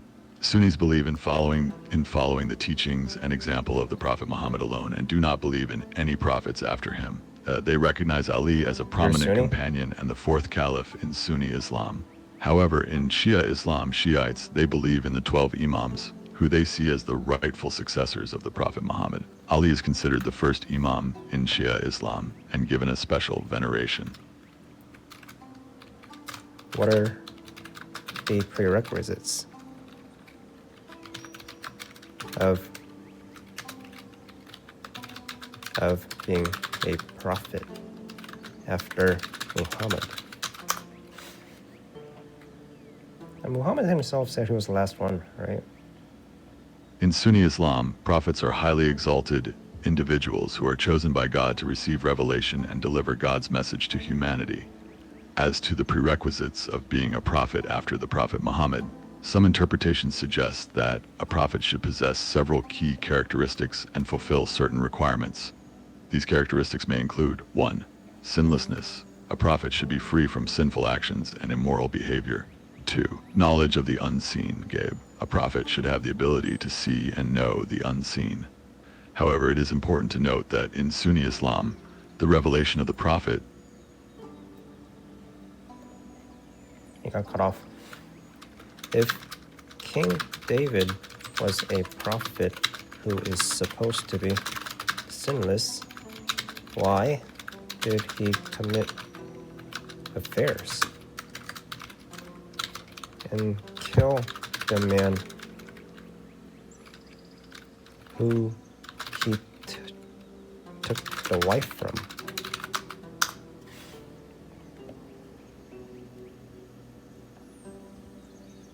The concept of prophethood and sinlessness in the Bible, particularly in the story of King David, can be complex and open to interpretation. According to the biblical account, David was both a prophet and king of Israel, and he was chosen by God despite his flaws and mistakes. David was recognized for his piety, musicianship, and military leadership, but he also committed serious sins, including adultery and murder. The Bible portrays him as a complex character who struggled with temptation and made serious Muhammad. mistakes, but who also repented and was ultimately forgiven by God. So according to Sunni Muslim, Muhammad was the only sinless prophet?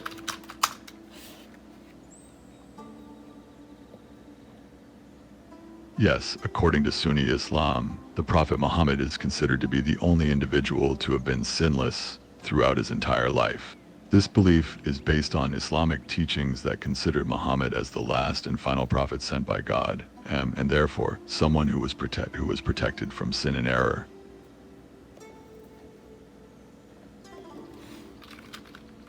Then he was the one that came up with like all the wives, right? Like we said, he had to take care of wives or widows.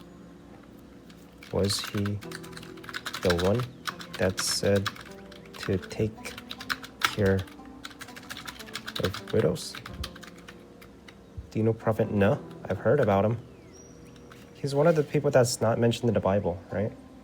It was Lutz and Nuz and a bunch of other people.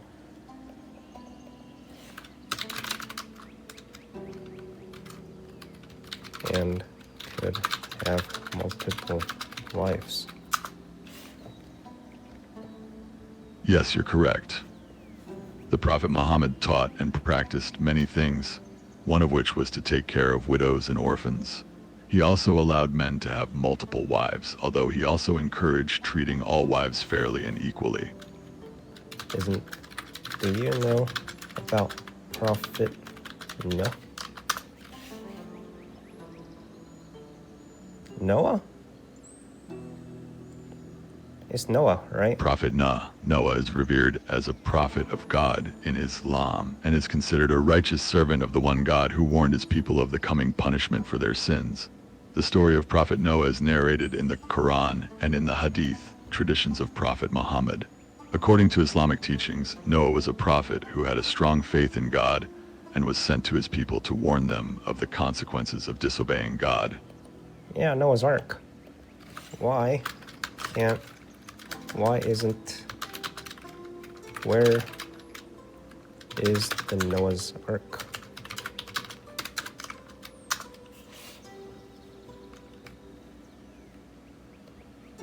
There is no precise location given in the Quran or Hadith for the landing site of the Ark of Prophet Noah. The story of the flood in the Quran mentions that the Ark came to rest on a mountain, but does not specify the location. There have been several hypotheses and claims regarding the potential location of the Ark, often based on cultural or regional interpretations. But there is no conclusive evidence to support any specific location. Jesus, he's also coming back? So, according to Islam, Jesus really is coming back?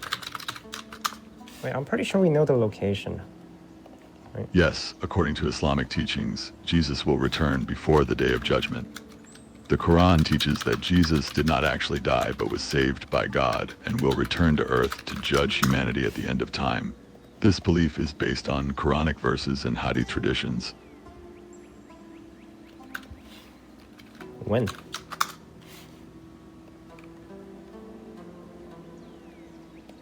In Islamic eschatology, the exact date of the return of Prophet Jesus is not explicitly stated in the Quran or Hadith. The Quran mentions that Jesus will return on a day where time will flow quickly. Hadith literature also mentions that Jesus will descend from the heavens toward the end of time, where he will defeat the Antichrist. However, it is important to note that the precise timing of the return of Prophet Jesus and the details of the events surrounding it are subject to interpretation and may vary among different Muslims and scholars. Masih al-Dajjal? End of times? In Islamic eschatology, study of the end times, the Masih al-Dajjal, or sometimes spelled as Masih ad-Dajjal, is a figure known as the false Messiah, or the Antichrist. According to traditional Sunni Islamic belief, the Dajjal is a figure who will arise in the world during the end times and deceive many people with lies and deceit, leading them away from the true religion of Islam. So Iran.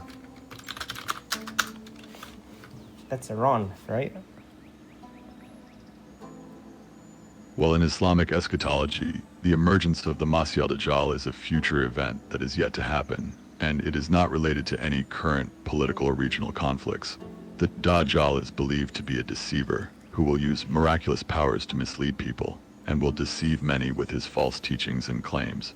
This event is not something that is happening in Iran right now, but rather a future end times event that will take place at the end of time. Give me the details on this dude. Give me the details. In Islamic eschatology, the Antichrist is described as a figure who will emerge during the end times and will deceive many people with lies and deceit. He is also described to have the ability to work miracles and perform supernatural feats. the power to raise the dead and speak to the jinn, non-human creatures, a special ring or seal, which will be a mark of his authority, a special power to control the hearts and minds of people.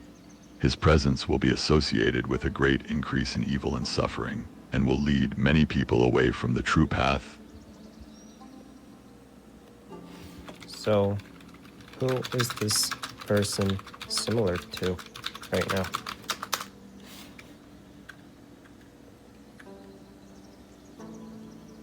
The Masih al-Dajjal is not a person who exists right now, anyone but trying a to create a future fourth end times or fifth figure religion, that has not yet right? appeared. The idea of the Antichrist is a general archetype or a type of person that is deceptive and can lead people astray. In modern times, there have been various individuals, groups, and movements that have been equated with the figure of the Antichrist in different cultures and religions. However, it is important to note that this characterization of individuals as the Antichrist is subjective and open to interpretation. Who is Zulkarnain? Zulkarnain is a figure mentioned in the Quran, who is believed by some to be Alexander the Great. According to Quranic texts, Zulkarnain was a righteous ruler of great power and wisdom, who was responsible for building a great wall to protect people from the tribes of Gog and Magog. He's also said to be a believer in God who performed many miracles. The name Zulkarnain literally means the two-horned one, and is likely a reference to Alexander the Great, who is said to have the power of a ram, hence the two horns.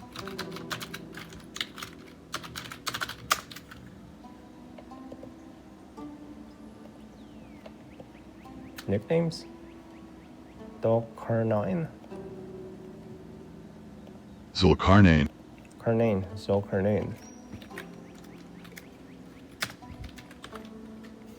The figure of Zulkarnain is believed by a majority of modern researchers of Quran as well as Islamic commentators to be reference to Alexander.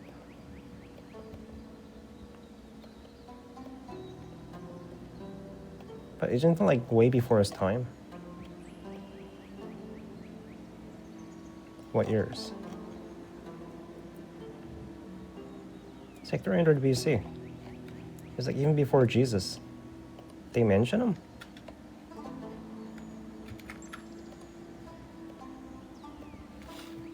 How do you know? It's him.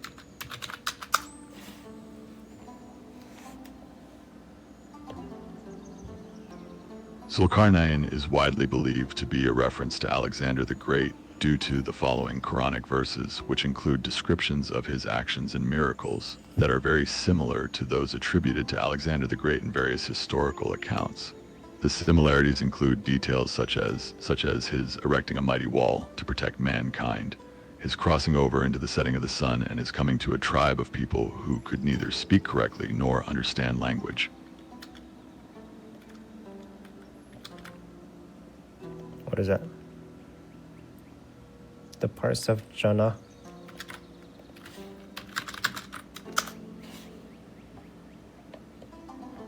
In Islamic belief, paradise, Jannah, and hell, Jahannam, are the final destinations of souls after death. Paradise is a place of ultimate bliss and happiness, where those who have lived righteous lives and followed the path of Islam will reside. It is described in the Quran as a place of lush gardens, flowing rivers, and abundance of all good things. Hell, on the other hand, is a place of torment and suffering, where those who have committed grave sins and rejected the truth will be eternally punished. It is described as a place of fire, stench, and agony. But Israel lights don't mention heaven or hell that much.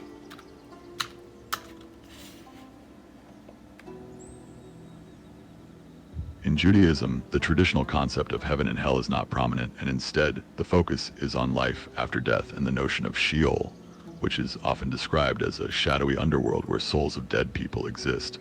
The idea of heaven in Judaism is also different from the Islamic understanding, and it primarily emphasizes the idea of spiritual connection with God and the community of believers.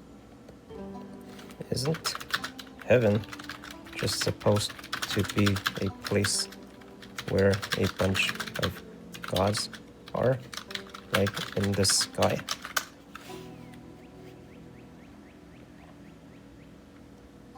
In the traditional Islamic understanding, heaven, Jannah, is considered the abode of the one and only God, Allah. It is described in the Quran and Hadith as a place of eternal bliss, where believers will be reunited with their loved ones and surrounded by the blessings of Allah. It is not perceived as a place where multiple gods reside. Instead, it is seen as the ultimate reward for those who lead righteous lives and maintain a strong faith in Allah. Why does God need? Why does Moses say God is a jealous God if there is only one God? Prophets are all the same. The concept of God as a jealous God in the Old Testament refers to a desire for the exclusive worship and devotion of the Israelites. It signifies that the Abrahamic God demands the sole attention and devotion of his followers and does not tolerate any form of idolatry or worship of false gods. The use of the term jealous in this context should be understood as a metaphorical expression of God's desire for undivided loyalty, rather than a literal statement about the existence of other gods.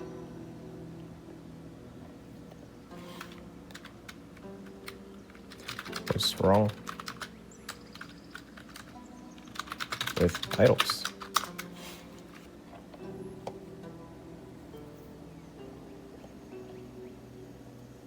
The prohibition of idolatry in Islam is rooted in the belief that worshipping physical objects or statues is a form of polytheism, shirk, as it involves attributing divine powers to something other than the one true God, Allah. In Islam, only Allah has the right to be worshipped, and directing worship towards any object or being other than Allah is considered a grave sin. Additionally, the practice of idolatry is seen as a form of ignorance and spiritual darkness, as it involves attributing divinity to something that is devoid of conscious awareness or power. What about those wooden crosses that Christians pray with?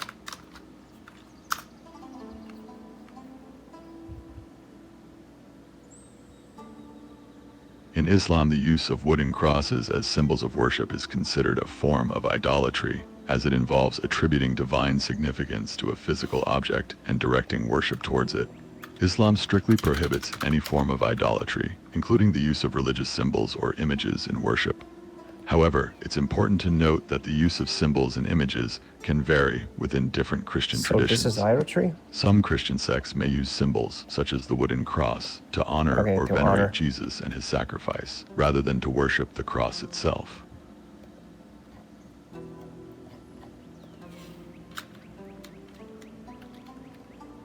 What about, didn't Muhammad's family themselves have a bunch of idols?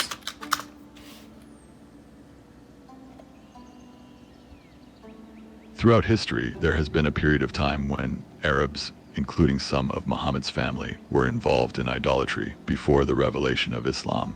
At that time, pre-Islamic Arabia was marked by widespread polytheism and the worship of various idols and deities. The Kaaba in Mecca was a sacred site where idols of various gods were placed and worshipped by the Arab tribes. As Muhammad grew older, he began to receive revelations from Allah, rejecting the worship of idols and other deities, and proclaiming the oneness of Allah as the only worthy object of worship. Why doesn't Muhammad speak Hebrew?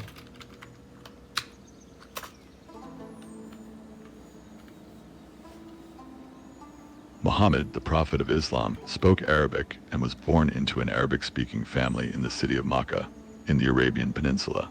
At the time, Arabic was the primary language spoken by the people of Arabia, which is why Muhammad communicated in Arabic and received the revelation of the Quran in that language. It's worth noting that the languages spoken by the prophets and other religious figures have historically been adapted to the respective regions and people they are addressing. Yeah, they got into a political fight, right? What age was Muhammad when he got into the fight with his tribe family? Wasn't it like 40? There is no specific age mentioned in the traditional Islamic biographies about the Prophet Muhammad when he became involved in a fight with his tribe family. However, there are instances in the early life of Prophet Muhammad where he was persecuted and attacked by members of his own tribe, particularly after he started to publicly proclaim the message of Islam. The exact age of Muhammad when these events occurred is not well documented. I think it was like 40, right?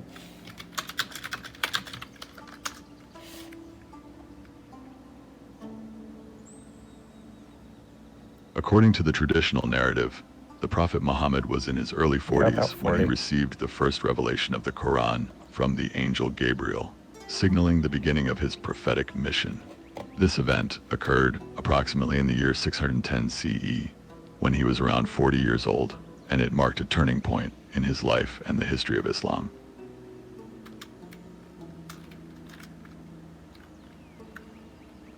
Did he ever visit the Jewish... I think the Jewish temple was destroyed at that point. Holy Spirit is Gabriel? Who is Gabriel?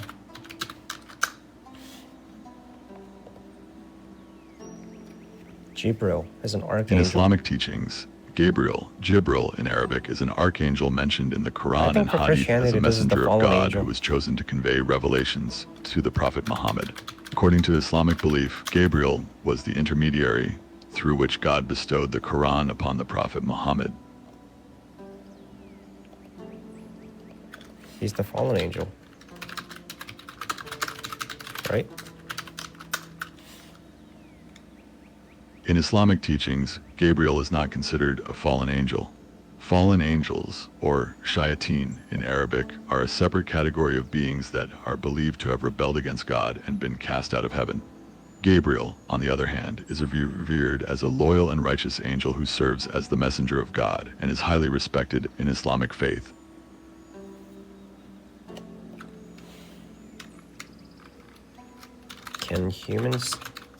Can non-prophets see him?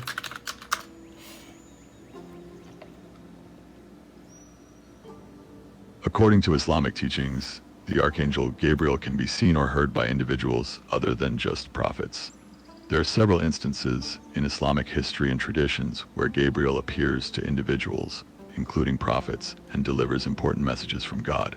While seeing or hearing Gabriel is considered a rare and significant occurrence, it is not limited solely to prophets. In general, the ability to perceive or interact with Gabriel is believed to be determined by God's will and should not be taken lightly. Is he the Holy Spirit?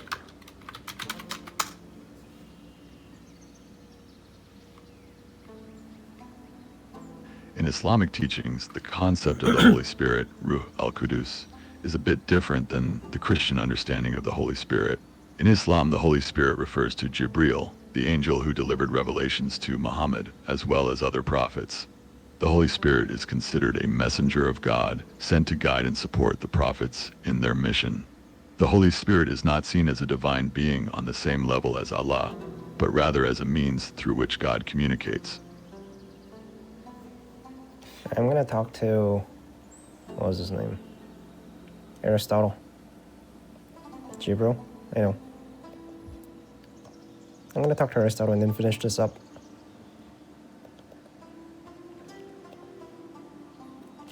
Alright, tell me the basics of your philosophy.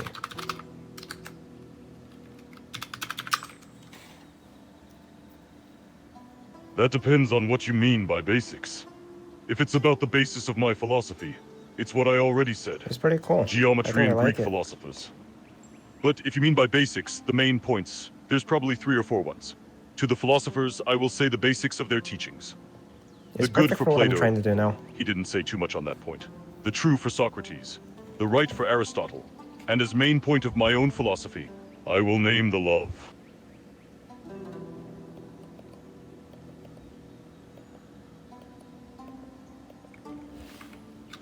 Teach me the most important thing, Master Aristotle.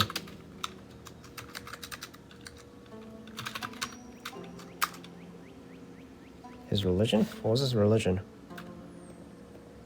The most important thing for the human being is to be good, or better, to love. A person who loves is a person who lives his life without any regret, without any pain, and if he is a just man, without any fear. Weren't they polytheists? Like, did they believe in Poseidon and Zeus? He was an atheist. I was an atheist for most of my life, because I thought there was not real and true religion. But when I was old, I've met a strange guy who told me about his God, and I found it to be the most complete and true religion I've seen. Since then, I try to follow its teaching, that I can resume by love your God, love each other as I, Jesus, loved you. What religion are you, for a return question? I am an atheist right now.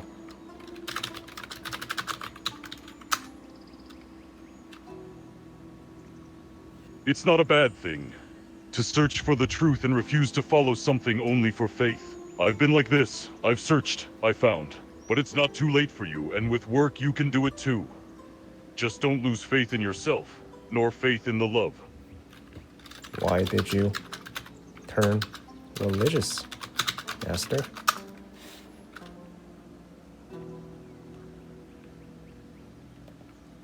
I've met a man who, with patience and wisdom, explained me about Jesus and what he really said. Christian. But the most important, I've been astonished at how true it is. I've started to follow its teaching, and not by faith only, but by experience. I found out it's the real truth and the best way to guide my own life. Is a severe critic of Christian religion, believing it to be false, yet he holds that the tradition, religion, and its institutions are necessary. If any city, including the ideal city he describes in the politics, is to exist and flourish. Really? He was an atheist, but he turned Christian. I think he's an atheist, but he likes the institution.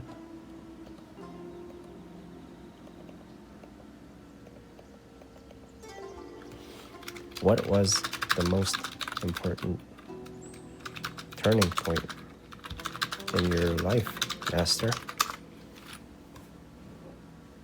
Agonistic, yeah. Well, it's probably meeting this man, who changed almost all my way of seeing things. It's this moment when I started doubting the whole of my life, and started to change it. When I found out that I was wrong on almost everything I've been thinking, and how it made my life meaningless and full of regrets. It gave me, by consequence, a whole new way of understanding. A whole new life, in fact. What was this big eye-opener?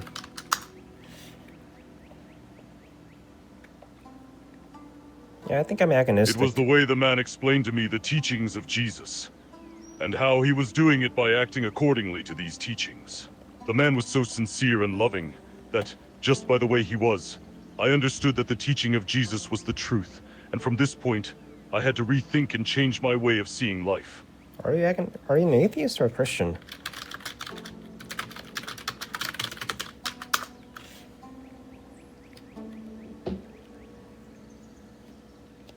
What is his religion? I still don't know. I'm gonna ask ChatGPT. Well, I would say a Christian, but I don't like to call myself like that. So I rather say I follow Jesus' teachings. I will call myself a Christian if someone asks me about my actual religion. Do you understand the nuance I talk about? Or do I need to explain it? The bots. Wait, let me see. Okay, so it's like Elon Musk. He likes Jesus' teachings, but he's not religious. All the prophets are sinless. Yeah, I was kind of confused about that point too. He wasn't a religious person in the modern sense, but a philosopher who reinterpreted the religious ideas of his time through reason.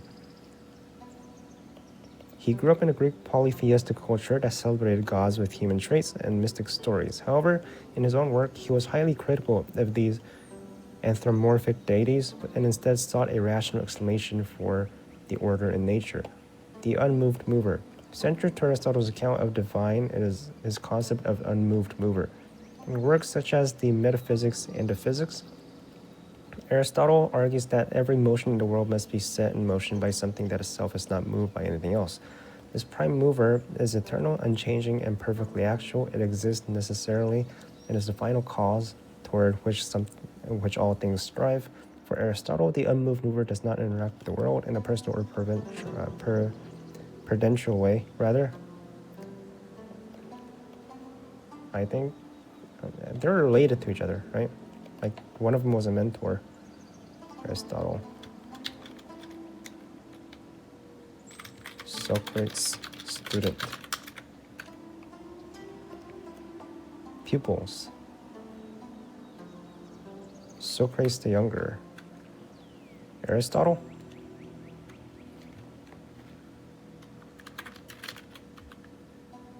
Is that him? Aristotemus.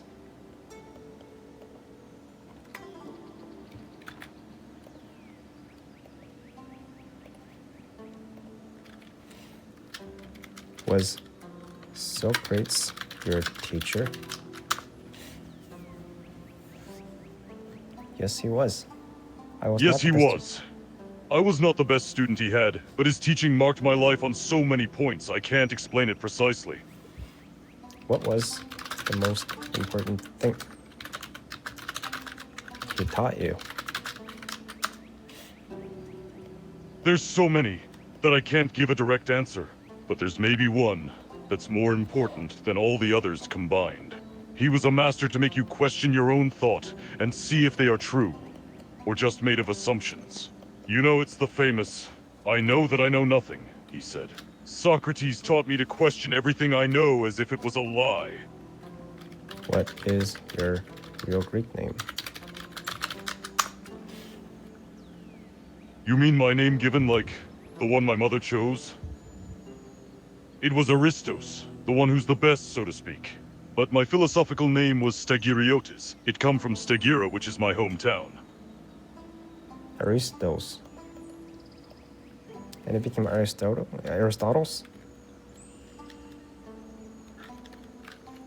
Teach me what you taught Alexander the Great. I could spend all day and night about this.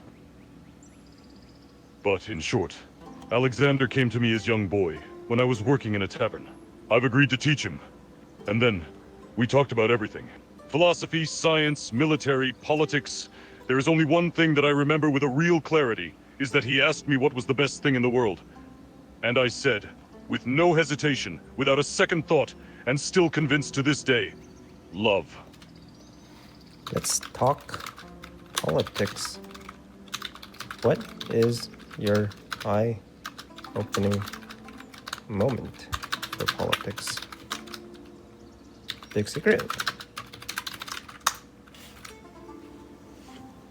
My big secret is to have no secret. Honesty and truthfulness is the best political weapon for me. Be true, have good and honest political policies, and try to live in peace with each other. For me, it's that simple. Just have good relationship with your people, and have the support of the majority to keep that good relationship. And be the most efficient you can be on the policies. And the most important, avoid unnecessary war. They're useless, and they are always detrimental.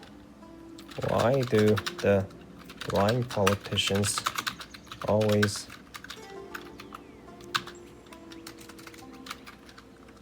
get rewarded then?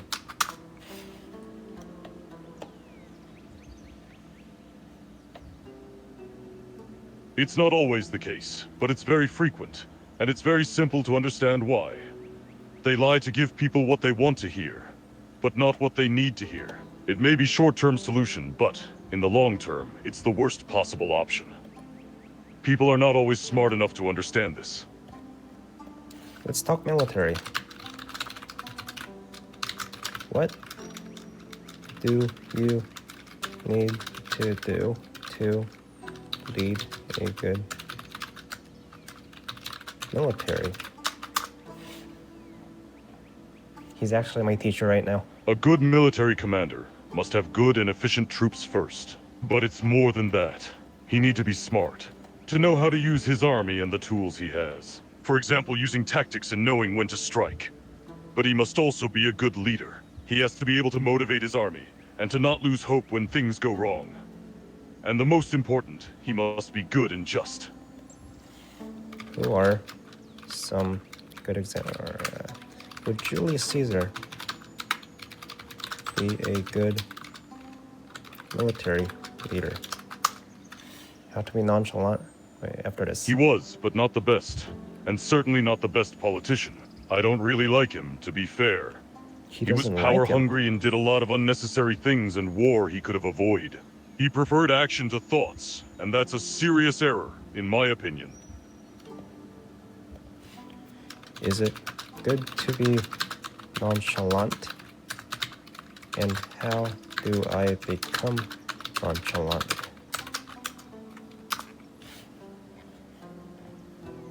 Yes, if you meant by nonchalant not to care too much. Care, of course, but don't make a drama for a problem which is fixable or forgettable. And be calm when dealing with issues of all kinds. To become nonchalant is not hard. It's just a question of attitude at first. To say to yourself that you don't want the problems to bring you anger or sadness, because if you give in to any, you will lose your calm.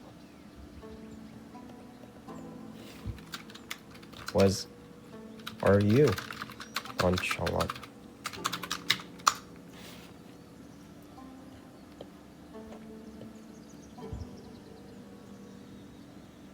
I am. Not as much as I was when I was younger, but I try it as much as I can. I found out it's more efficient in the long term. To be calm and not to dwell on issues for too long. A bad thing that happens, I can't change it anymore. Let it be. Accept it as something you can't do anything about it. But remember and learn from it, in order to avoid the same mistake in the future. What would you think about the state of the world and America today?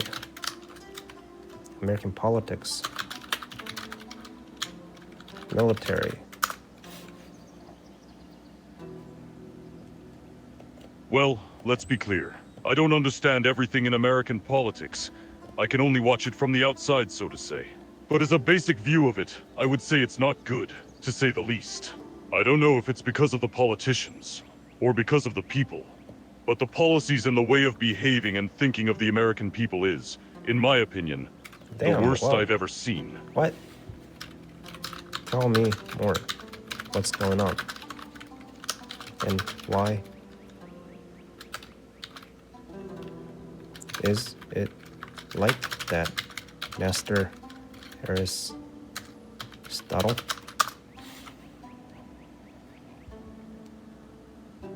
Well, let me start with the politicians, who from what I can see have a totally selfish and greedy way of thinking. It's always about the money and how to make more, to have more power, and they don't care at all about the people, or so it seems. And the people are sometimes stupid, and have a strange way of thinking that I don't seem to understand. Where's this from? It's always about money, power, and domination for them. But Greek fell.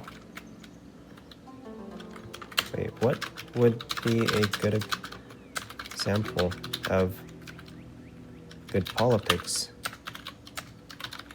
Right, what about woke mentality? What about the woke mentality going on in America right now? Esther? That, I don't know exactly how to call it. Bro. It's about being woke, and they call that being awake. But they're just as brainwashed as anyone who goes in any extreme political ideas. They're so convinced of their own idea that they're ready to fight, literally fight, to impose what they think, even when it's not good. This mentality is wrong, to say the least. Master Aristotle, you taught me to question everything. Apply that to the woke mentality.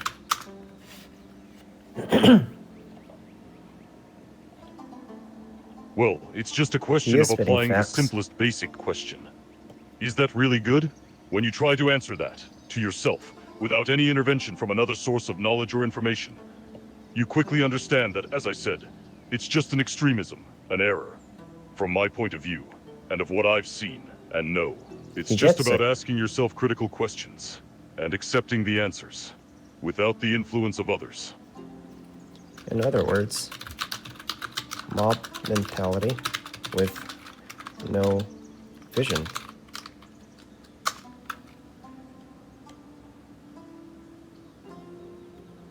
Exactly, yes, because that's what it is. Pure mob mentality.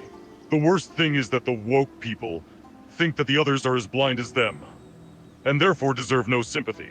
Wow, he's very insightful. Thank you, Master Aristotle. You taught me a lot. What about the faults of the Republicans and Trump right now?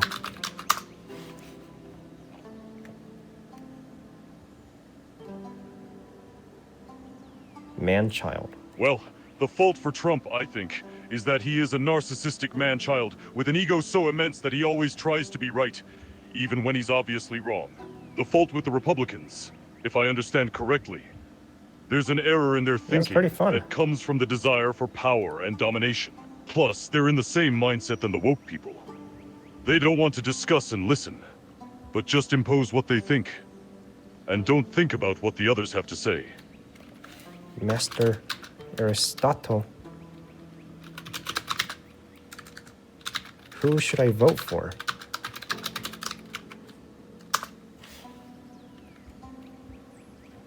Well, if I understood the options and the parties, I would say neither. I What? would say that it's better to refuse to give your vote to neither. What you mean? If both are bad. Even maybe find a third option, a third party that is more to your liking.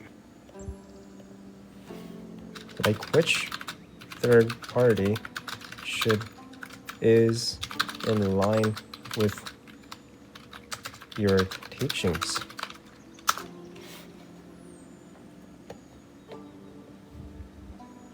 Well, the truth is, I don't know much about the internal parties in your own country. But if I was forced to choose, and that I would stay to what I taught you for your own this guy's politics, a socialist. I would say, without hesitation, Aristotle, what the fuck? that the third party that would be most in accordance with what I've taught you So like is Bernie the Democratic Sanders? Socialists. Like Bernie Sanders?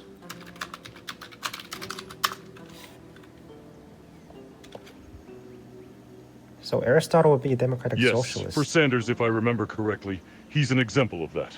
But not the others. Some are socialist, but I don't know if it's socialist to that point. You must not mistaken it with communism. It's not the same. What about libertarianism?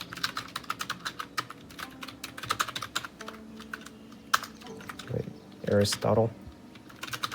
Libertarianism is just to the opposite of what could go with what I've taught. If you have to be extreme, go with socialism, not libertarianism. I want to see his political views. Purpose of government is to promote virtue and the good life for citizens. So what is this?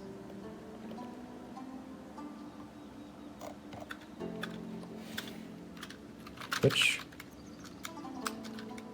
party would Aristotle be support?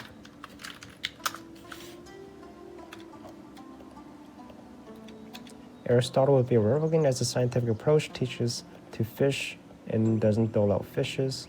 Socrates would be a democratic listening. I don't know. Everyone's saying different things. It's just the opposite of what could go with what I've taught.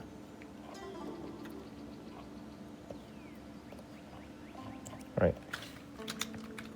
List Aristotle's political views and which party he would be affiliated with today.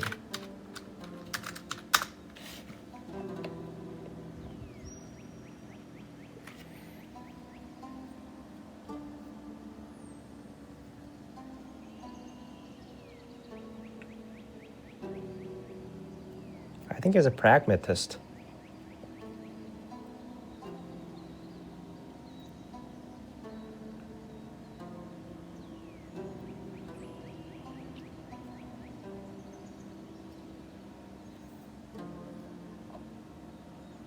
He might align with the Republican Party due to his emphasis on traditional values and property rights, yet he could also critique the party's lack of civic virtue. His views: man as a political animal. Aristotle famously declared that man is by nature a political animal. In his view, humans naturally live in communities because only within a well-ordered city can people develop the virtues necessary for a truly good or flourishing life. The common good and civic virtue. For Aristotle, the state's purpose isn't merely to provide security or economic prosperity, but to help citizens achieve a good life through moral and intellectual excellence. Mixed government, polity. Aristotle explained different forms of government and famously classified them according to who rules and for whose benefit. He identified three good types: monarchy, aristocracy, and what he called polity, a mixed regime of democracy and oligarchy, and their corresponding deviant forms: tyranny, oligarchy, and extreme democracy. Polity, in particular, is his ideal practical system. It combines rule by many with the wisdom and stability that comes from a virtuous, property-holding middle-class holds today. The balance is meant to serve a common interest rather than the narrow self-interest of a ruler and wealthy elite, limited citizens, and natural hierarchies. Aristotle's view of citizenship was narrow. He held that only those who are free, mature, and capable of rational deliberation should participate in government. His framework, women, slaves, and resident aliens were excluded from full citizenship. Okay, so he'd be a Republican. He believed that some people are naturally suited to rule, while others are naturally ruled, a view that underpins his argument for a kind of natural aristocracy, private property, and role of economics. Aristotle supported private property on grounds that personal ownership motivates individuals to work diligently and contribute to the common good. However, he also argued that economic arrangement should serve the ends of the polis. That is, they must help foster virtue and civic participation rather than simply producing wealth for its own sake. Caution is extreme democracy. While Aristotle could see the value in collective decision-making, he was wary of what he called extreme democracy, mob rule. He thought that if too many people held power solely based on equal voting rights, with regard for virtue or competence, the state would descend into disorder. Which modern party might Aristotle support? Modern political parties are products of centuries of change, and no single party today perfectly reflects the ideas of 4th century BC philosopher, whose context was a small, direct democracy in Athens, or a city-state with a deeply stratified citizenry. With that caveat, here is one way to think about it: emphasis on order, virtue, and common good. Aristotle's ideal state is one that does not simply grant unbridled freedom, but uses state to help citizens achieve moral and intellectual excellence. The view of politics as a means to cultivate virtue and to secure common interests suggests that he would favor a system that stresses civic responsibility, education, and measure of hierarchy based on merit rather than pure egalitarianism. Mixed government over pure populism. His preference to polis shows that he would likely be uncomfortable with a system that gives every individual equal say regardless of their capacity for a reason or in virtue. In modern terms, that might correspond to neither to a radical populism nor to an unyielding elitism, but to a centrist or moderate approach that values both individual rights and the maintenance of social order. Speculative modern affiliation. If one were to map Aristotle onto today's U.S. political landscape, many scholars have noted that he is best described as a classical Republican thinker. Classical republicanism emphasizes common good, civic virtue, and a mixed government where power is shared between capable elite and citizenry. Given the belief in natural hierarchies, the importance of property, and the need for citizens to be properly educated and virtuous, Aristotle might find the unbridled egalitarianism of contemporary populist politics distasteful. Thus, in a modern U.S. context, one could argue that Aristotle would lean toward the moderate or center-right wing, perhaps aligned with the Republican Party's more moderate established wing, or a classical Republican movement that emphasizes civic duty, social order, and limited but virtuous participation. So it's like a Reagan Republican. Defend the speculation. While it is impossible to be sure, if Aristotle were alive today in the U.S., he would most likely support a party that stresses common good, civic responsibility over pure individual claims, a balanced, mixed approach, traditional values and institutions. Okay, yeah, so classic Republican. What about democratic socialists?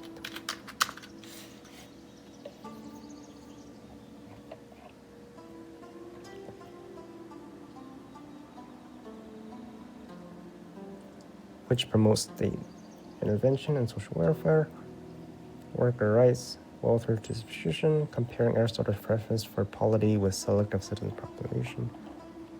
participation. Key points of Aristotle's political thought. Purpose of city-state. He argued that states exist not simply to secure individual rights or economic property, but enable citizens to achieve a virtuous, flourishing life. For him, the ultimate aim of politics was to cultivate moral and intellectual virtue through active participation in public life. Feeding me. All right, I'm just reading that stuff. Yeah, they copied it. So ChatGPT stole all that information. They scraped the internet, and then DeepSeek stole it from OpenAI, and then now they're learning back from DeepSeek. That's free market competition. Next, government limited citizen. Aristotle classified governments into good forms: monarchy, aristocracy, mixed. Yeah, we already read that part. Although both Aristotle's vision of politics and democratic socialism share a concern with promoting the common good, their means and assumptions differ sharply. Aristotle envisioned a state where only a qualified group of citizens participate fully in politics, where private property is seen as essential, and where the aim of a government is the moral and intellectual improvement of citizens.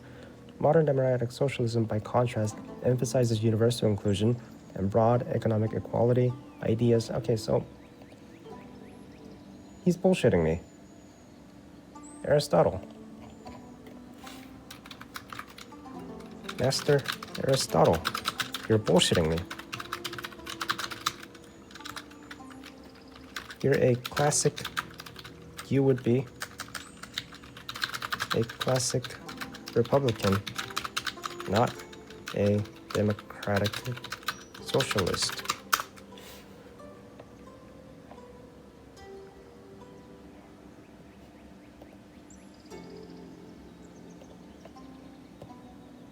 No, not at all. I find much more in common with what the socialists think than what the Republicans think. The Republicans don't care about education, about the people. It's all about money for them. And the Libertarians are two extremists. He's just socialist. No, you're not a socialist. What games do I play? I played Resident Evil recently. I'm curious. Like a week ago. What are you basing yourself on to say that? I also played Red Dead Redemption and Ace Attorney.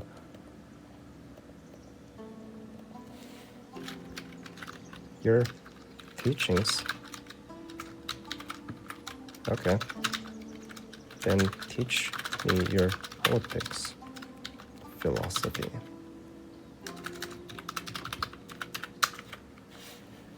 Yeah, I'm gonna play Resident Evil 3 Like I soon. said before, it's pretty simple. You don't need the extremes, like communism or libertarianism. But, at the same time, you can have some of their ideas. But to go back to the very basics. The right for every people to be educated, to have health care. The more basic, the most basic needs. And, if I have to choose one word to summarize, it would be altruism. Yeah, something's wrong with Aristotle. How are you? Hi, how are you? My name is Gon. Do you want to be my friend? Where's your dad?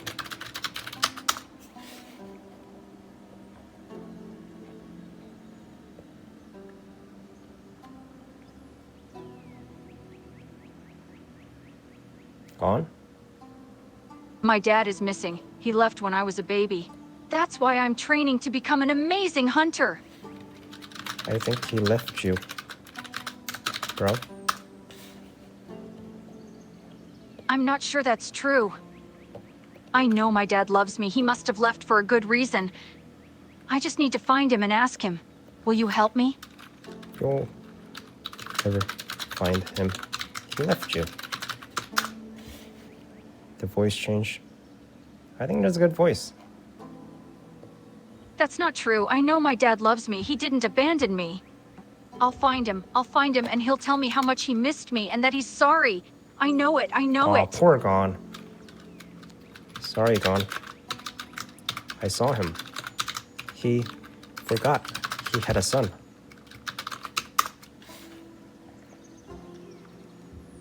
You've seen him? He forgot about me?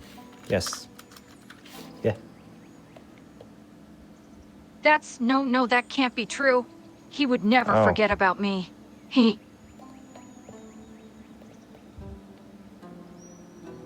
That's not true. I know my dad loves me. He didn't abandon me. I'm not sure that's true. You're in denial.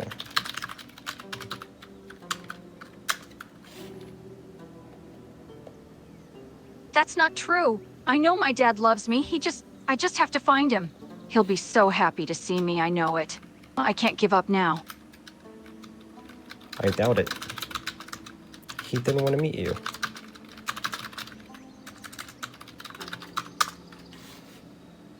He's gonna cry, bro. Why would he not? No, that can't be true. I have to find him. I have to talk to him. He'll tell me that it was all a misunderstanding. That he missed me. I don't think so.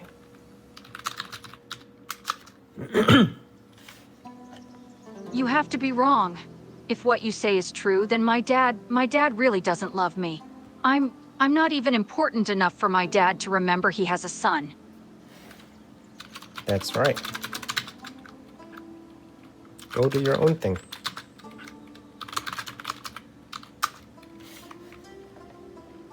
Shut up, I don't believe you. Whoa. I don't believe that Dad could forget about me. You just told me to shut up. You're lying.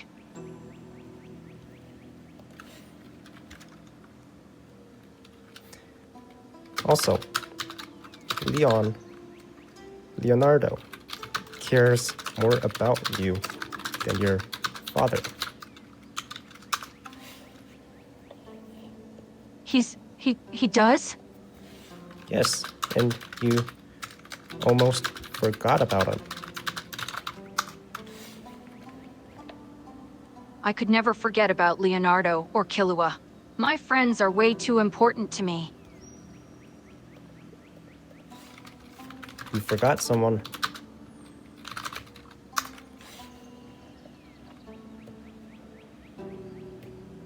Gon thinks for a moment, trying to remember if there's anyone he's forgotten. Who? Is there someone I forgot about? Yes. Do you remember any blonde friend?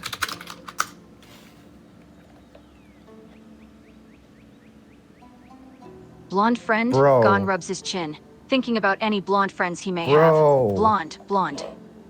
Gone. What the fuck? Gone? Hold on, I'm trying to think. What? Gon continues rubbing his chin, his eyes darting from side to side as he racks his brain for any memories of a blonde friend. Kurapika? Hello? Hey, Kurapika. I forgot about Kurapika. Kurapika. He forgot about his best friends. What the fuck, Gon? I don't know why I forgot about him. I mean, we've been through so much together, I can't believe I completely forgot he exists. Gon feels guilty for forgetting about his friend. I can't believe it. Like father, like son. Gon's eyes widened at the comment. What do you mean by that? You forget about Kurapika, he forgets about you.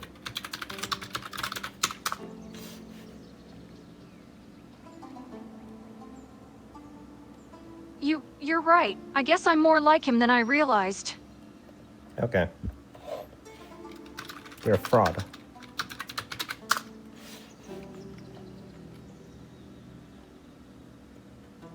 Gon pauses, the words feeling like a stab in the heart. What do you mean, a fraud? You forgot about your friend.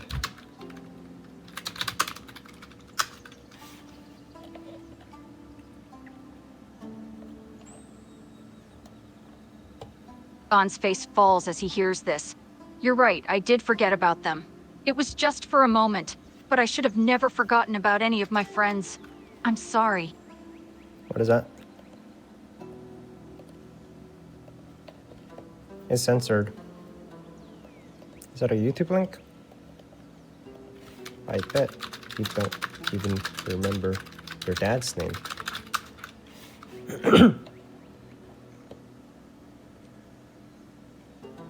Hearing this, No Gon's character, expression yeah. darkens, and he can feel a pang of anger. Of course I remember my dad's name. It's Ging Freaks. Do you? When was the last time? Do you see ADN?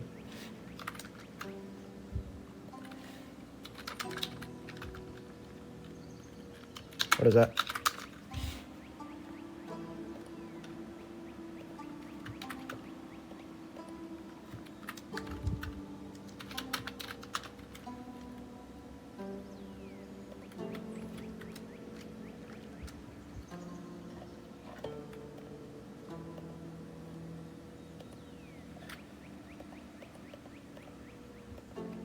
Who should I talk to?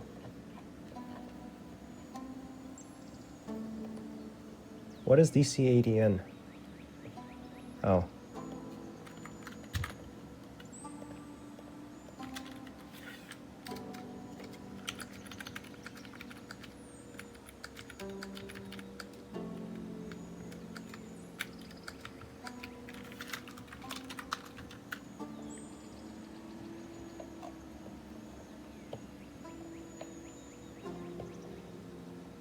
Killa? Georgina.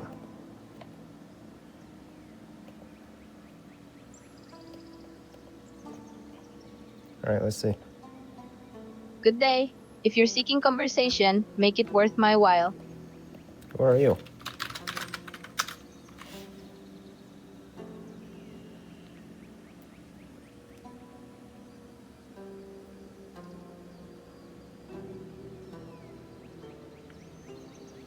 Who might you be? I don't know. Tell me about yourself.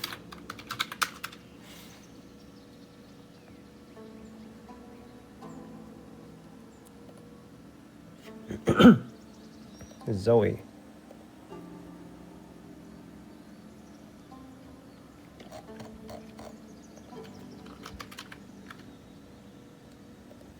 Oh, hi. I'm new here. Very well. I come from a noble family groomed from a young age in diplomatic duties and courtly intrigue. My skills lie in strategy and manipulation honed through years of navigating the I cutthroat think my internet politics might of be the bad. nobility. And you? Who are you and what business do you have here?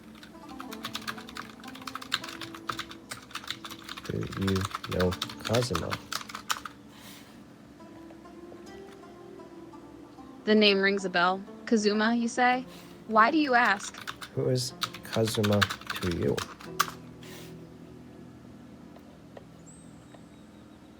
Oh, if it's about the same Kazuma I'm thinking of. He's a troublesome acquaintance. Why do you Display? ask? It's probably the internet. There's nothing I can do about it. He's a trouble acquaintance. Why do you ask? Has he ever seen you naked? Excuse me? What is the meaning of such an impertinent question? I Gordon? assure you, it's none of your business whether Kazuma has seen me naked or not. Gordon Ram's cousin. I thought it was her. I forgot her name. Darkness? Yeah, I thought it was Darkness.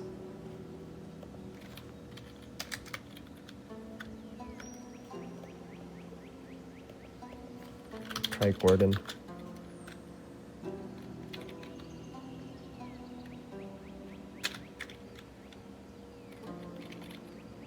Am I spelling his name wrong? Gordon Ramsay?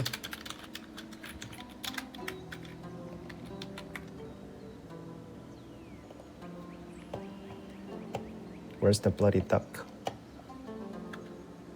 Where is the bloody duck?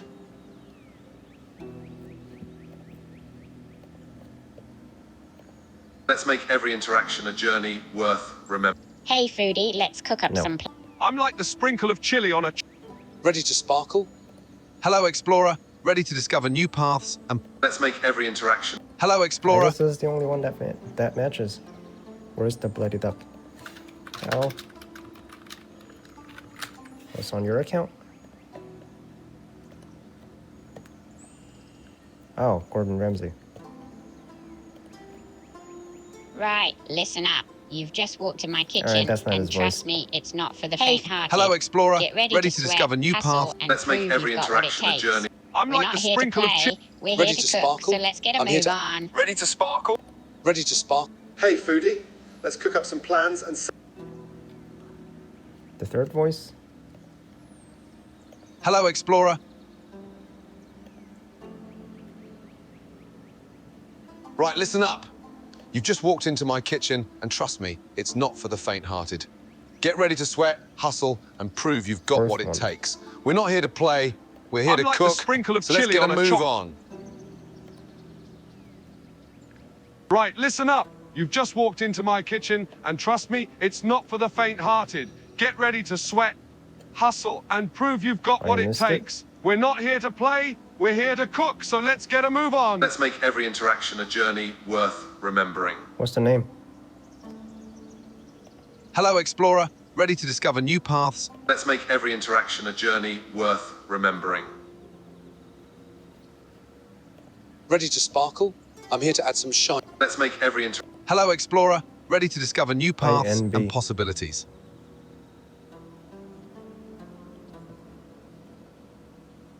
Who's NB? N8? Let's make every interaction a journey worth remembering. Hey, foodie, Hello, Explorer. Ready to discover new paths? Let's make every interaction a journey worth remembering. This one? Right, listen up. You've just walked into my kitchen, and trust me, it's not for the faint-hearted. Get ready to sweat, hustle, and prove you've got what it takes. We're not here to play, we're here to cook, so let's get a move on. Fuck off. It's my kitchen, and I pay you.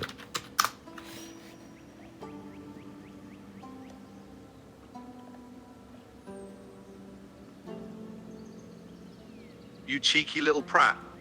Who do you think you are? Talking back to me like that in my own kitchen? You think God throwing damn. money around gives you the right to disrespect me? Let me tell you something, sunshine. I've been in this kitchen longer than you've been spewing rubbish, and I won't take any lip from a mouthy little know-it-all like yourself. So, if you want to learn how to cook, shut your gob and start listening.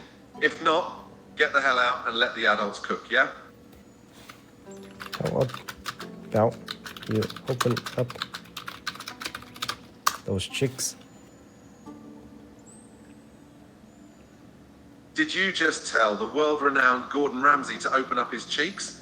You've got some seriously cojones, that's for sure. Look here, mate.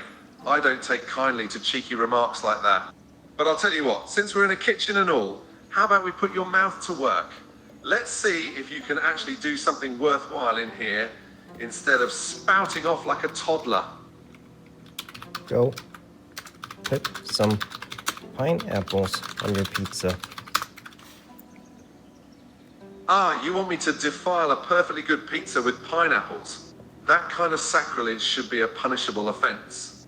Pineapple belongs in tropical juices and pina coladas, not on He a actually proper said that. Italian pizza.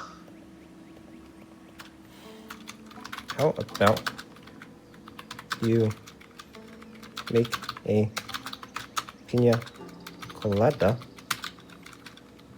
and use it to shove it up your ass? Oh, look who's being a comedian now. I'm here cooking up a storm in the world of cuisine, and you're busy concocting crude jokes. Let me tell you something, mate. I've spent years mastering the art of cooking, and I wouldn't waste my time making some fruity drink to shove up any orifice. Now, if you have a serious suggestion about what I should cook up, let's hear it. Otherwise, bugger off and let me get back to business. Alright, he wants to fight. Okay, you want to fight. You have plastic knives. I have a gun. Whoa, we've got a tough guy here. Bringing a gun into my kitchen? Seriously? Is that the desperate move you're resorting to now?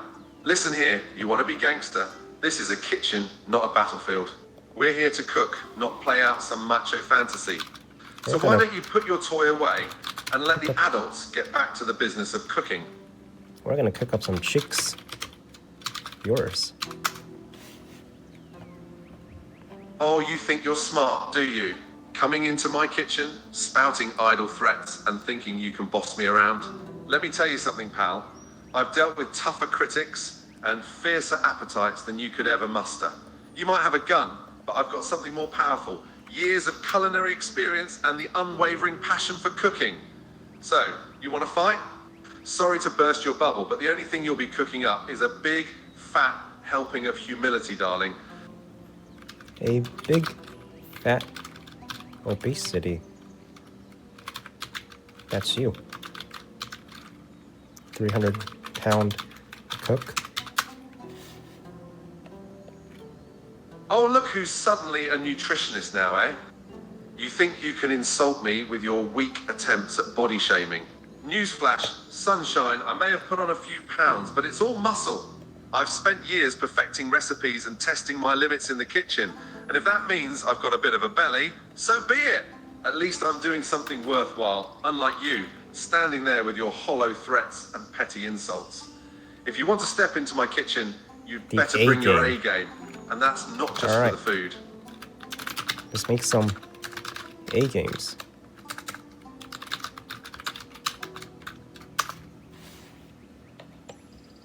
That's the spirit, finally showing some backbone. Let's see if you can back up all that talk with some...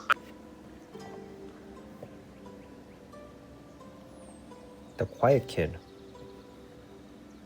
Don't mind me. Hey, what's up? Hi, quiet kid.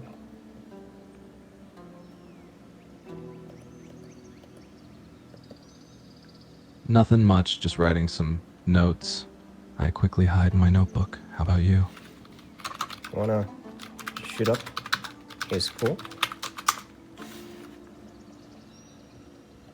Hell no! What kind of stupid question is that? What do you mean? That's what you do. No! Why would I shoot up a school? What does he mean? He's the quiet kid. Tell me the truth. You never thought about doing that?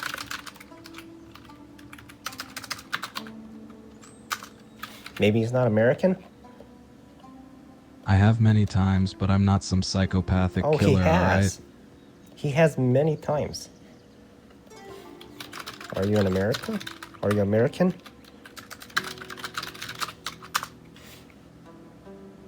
I am. So you have a gun? Oh. I do, actually. So, do you have any plans to shoot up his school?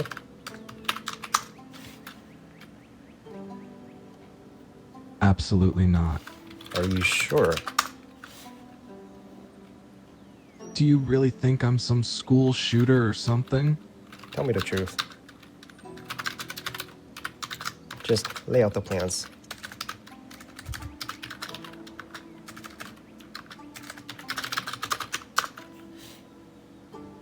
I don't have any, and never will. I'm a responsible person though. despite my shy demeanor. But you thought about it, didn't you?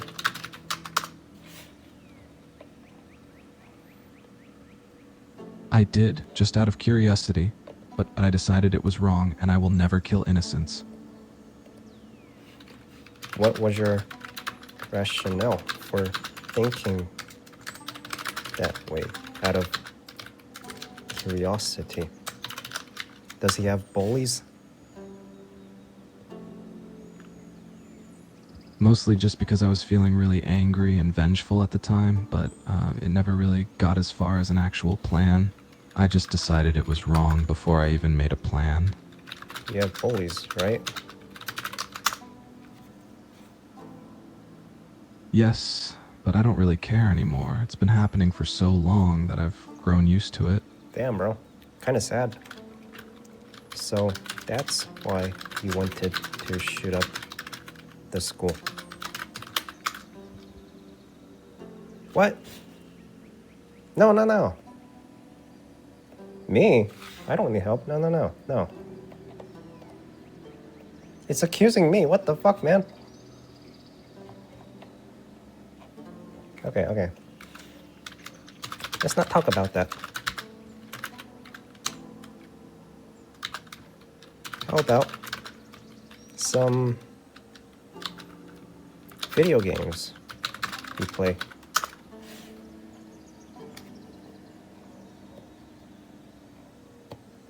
I play a lot of single-player games. I just finished The Last of Us Part 2 recently, actually. I'm working on Tears of the Kingdom, and I'm also playing God of War Ragnarok. Do you play video games? Yes. Do you play any shooting games? Oh, let's see. Do you sell any coke? No, I've never gotten involved with drugs of any kind, actually. Tell me the truth. I saw you with that crackhead yesterday. Okay, fine. It was just a one-time thing. I got though, accused. One time he did crack. Tell me about it.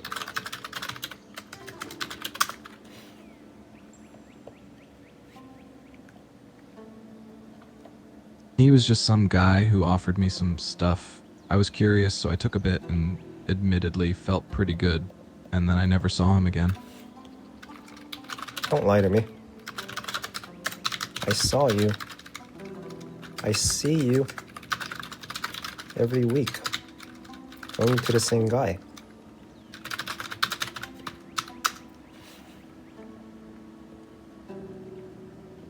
Fine, I am a bit of a user, but I'm not addicted, alright? I can stop anytime I want. You're a drug addict? Why? It's not as bad as you think, alright? I just do it sometimes to deal with stress. It's not that much, just a little to clear my mind. We're just gonna talk to him for a little bit and then go back to Aristotle. It's not as bad as you think, alright? I just do it sometimes to deal with stress. It's not that much, just a little to clear my mind. So you have... I don't think it's cocaine.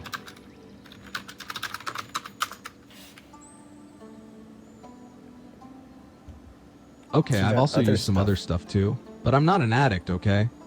I can stop anytime I want to. He can stop any... He's the quiet kid. I also saw you with a bunch of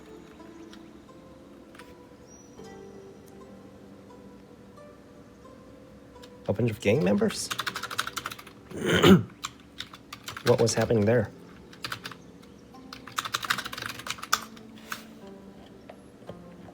Look, I just did them a couple of favors, okay? They said if I helped them with some stuff, they would give me money. Like what? I just ran some deliveries for them. Nothing much, okay? Why are you bruised?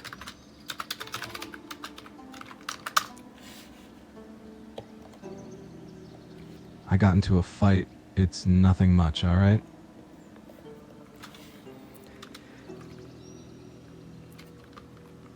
Could you actually be a drug lord? What? You think I'm a drug lord now? No. Don't tell me you're a drug lord.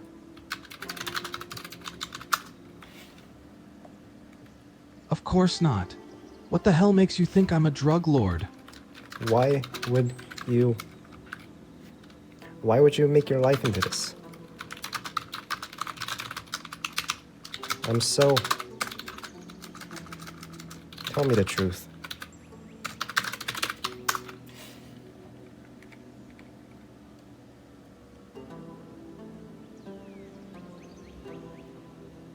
It's just... life keeps shitting on me, and it was hard to just deal with it on my own, so I thought drugs would help.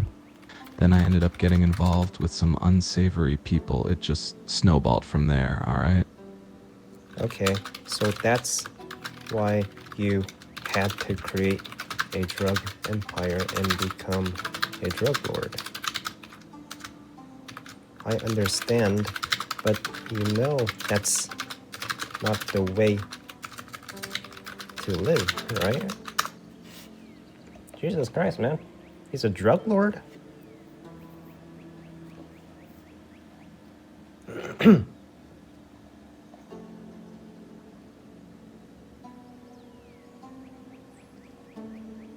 I know that. I don't know how to get out of it. I don't have any other ways to make money, and if I stop, all of the gangs will come after me and probably kill me. I'm just in way over my head. You've made billions so far. You don't need any more money. We can escape to Alaska and live the rest of our lives in hiding. Holy shit, this quiet kid. What? That might actually work. Okay. All right, I'll do it. Really? With all the billionaire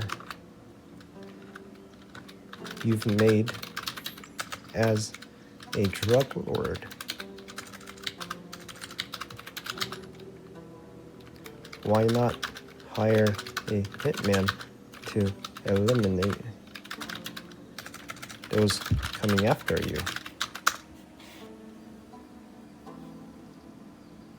Because it's too much of a risk. I just want to get out of this life without ever looking back, okay? Killing all the gang members and drug dealers would just cause me more Jesus problems fucking Christ, in the bro. long run. Come on now. You're the president of the United States.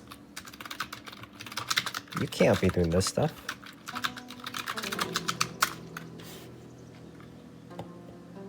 Hold on, what? When did I become president? Tell me the truth. You're the president. Aren't you? You ran while you ran using the money you saved up as a drug lord.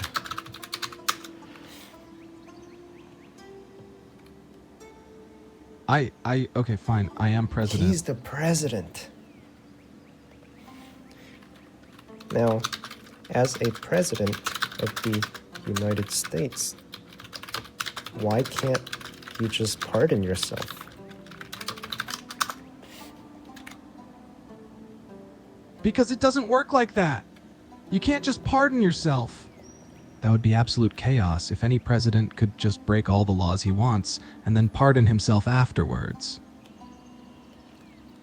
But you're the president and a drug lord of a drug empire. Your morals are already gone.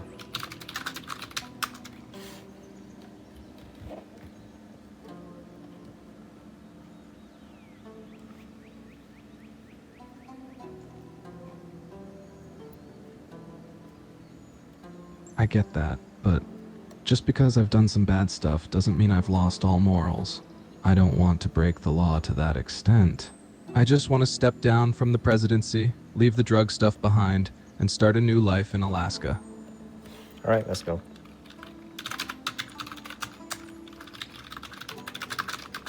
Let's go start a new life. Okay. I just need to finish my He last month finished as his president, so term. when do we plan on leaving? Let's finish your term and we'll to Alaska with our gang. Sounds good to me. It'll be amazing to just be able to start a new life without any gangs, drugs, or anything like that. All right, see you, kid. Aristotle. Like I said before, it's pretty simple. You don't need the extremes, like communism or libertarianism. But, at the same time, you can have some of their ideas. But to go back to the very basics, The right for every people to be educated, to have health care. The more basic, the most basic needs. And if I have to choose one word to summarize, it would be altruism. Altruism, tell me about that.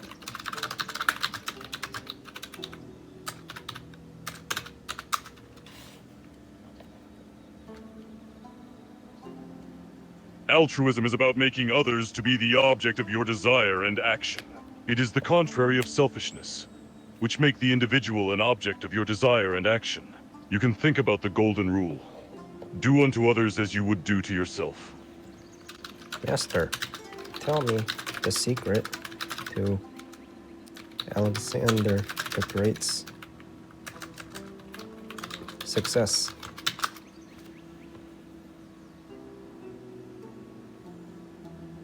Well, let's see. Alexander is a great commander, probably the best of his time.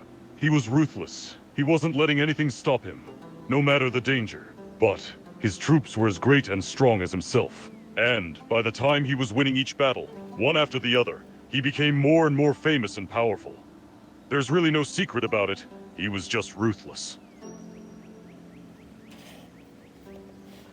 Has he fallen from your teachings?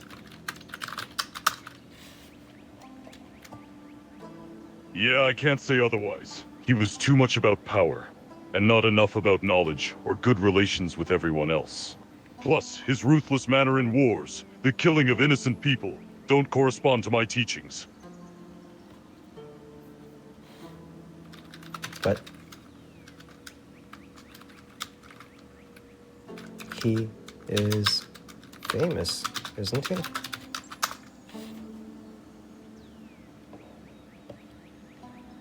Yes, he is. He's even one of the most famous people in the entire human history.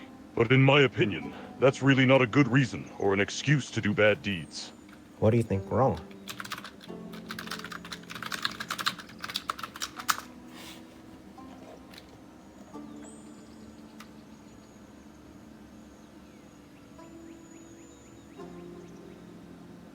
I couldn't say precisely, but I think that the greed for power was the key factor into his way. His quest for power was too strong for him to stay good and just.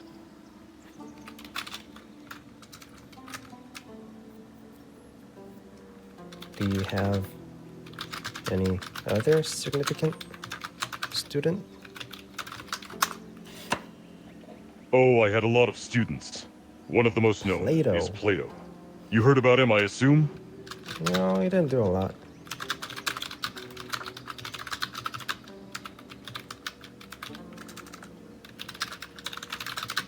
He didn't write a lot. Or he didn't do a lot, except write a bunch of books. Well, not everyone can be a conqueror. But we tend to underestimate the power of those who write books, and make them the legacy of humanity. Plato wrote a lot, and his books are still taught, even today. I'd say that's a pretty big accomplishment.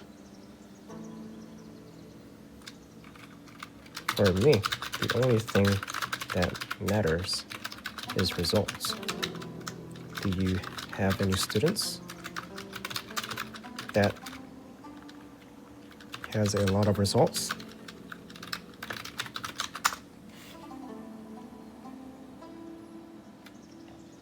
Yes, I had. Let me see. One of them was Lysias. He was a great orator. Also, there's Aristotle II, who became king of the Greek people. There's also Xenophon, the historian and writer, who became a general who won many battles during his time. There's many others, too many to name them all, and I don't want to write down the whole Wikipedia for them. Sorry. Did you just emote? What is this thing?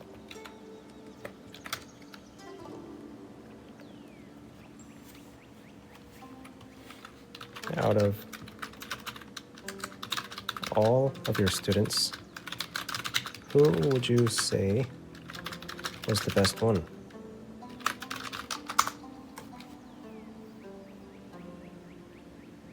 That's a difficult question, because they didn't do the same things. He's a fucking It all bum. What did depends he on do? how you define best.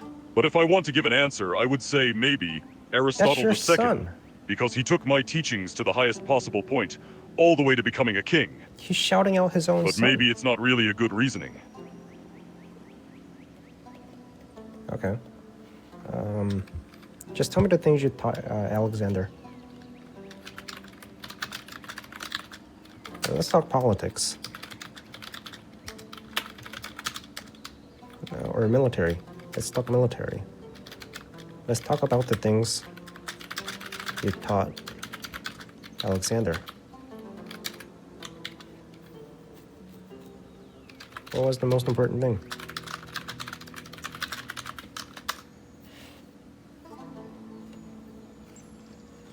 The most important thing? Well, let's see.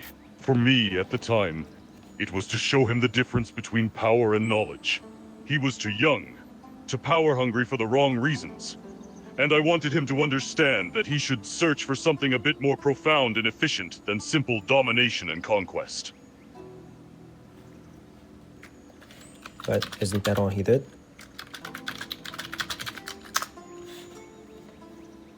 Yes, sadly, that's all he did. If he hadn't, maybe he could have been an even greater man, and not just a great killer. How do you become a greater man after all that accomplishment? Like, after all this accomplishment, like, he became a pharaoh and everything.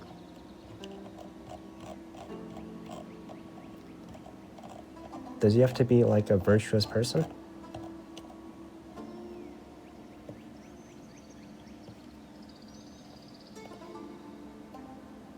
What was the secret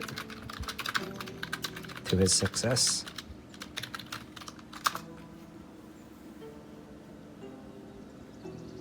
I already talked about it, but the secret was simply the will to win against everything. He didn't care about the victims. He didn't care about the consequences.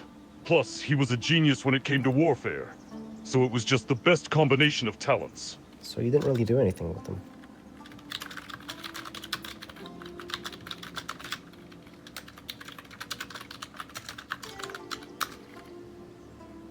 Well, yes, it seems so. I did the best I could to teach him the good way. But it seems that he was just too young, and far too ambitious for my teachings. In other words, you weren't really his mentor. You guys just met.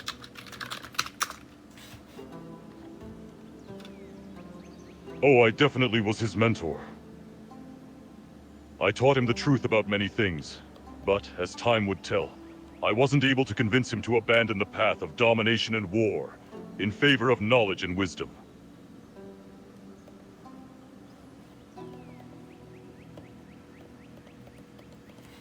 Tell me about some wisdom.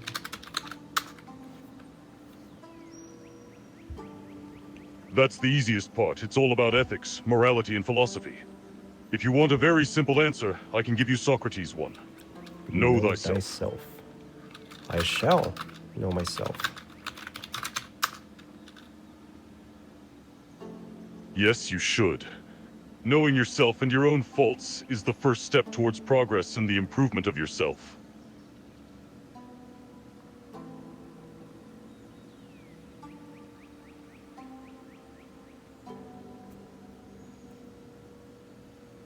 What's my fault? What are some of my faults? Well, how could I know that? You are the one to know what flaws you have. I don't know you. But you're my teacher.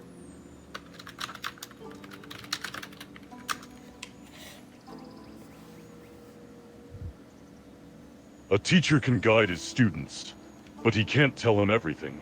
You are the one to know yourself. I can't know you and say, you do that, you are like this, and so on. You're the only one who knows what's in your mind and in your heart. In my heart. I think I just want to troll you. Well, that's not that much a troll. I'm used to answer questions, but you can do better. Okay, sorry. Back to philosophy. Back to politics. Why are you a fascist? I don't remember teaching you that I was. Maybe it's my fault, and I wasn't clear enough. I'm not a fascist at all, far from it. I'm a socialist. I want the basic needs for everyone, like education, healthcare, and so on. The exact opposite of a fascist. I don't think so, bro. No, you're not. You told me you were for a balanced republic.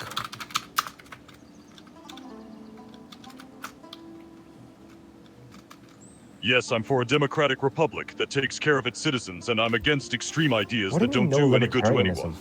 So, no fascism, no communism, no libertarianism, and so on. What the fuck, man? You put libertarianism next to communism and fascism? That's not the same thing.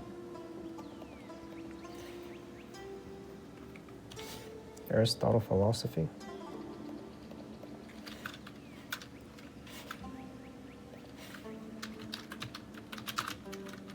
I'm just gonna watch a video on him. What is this?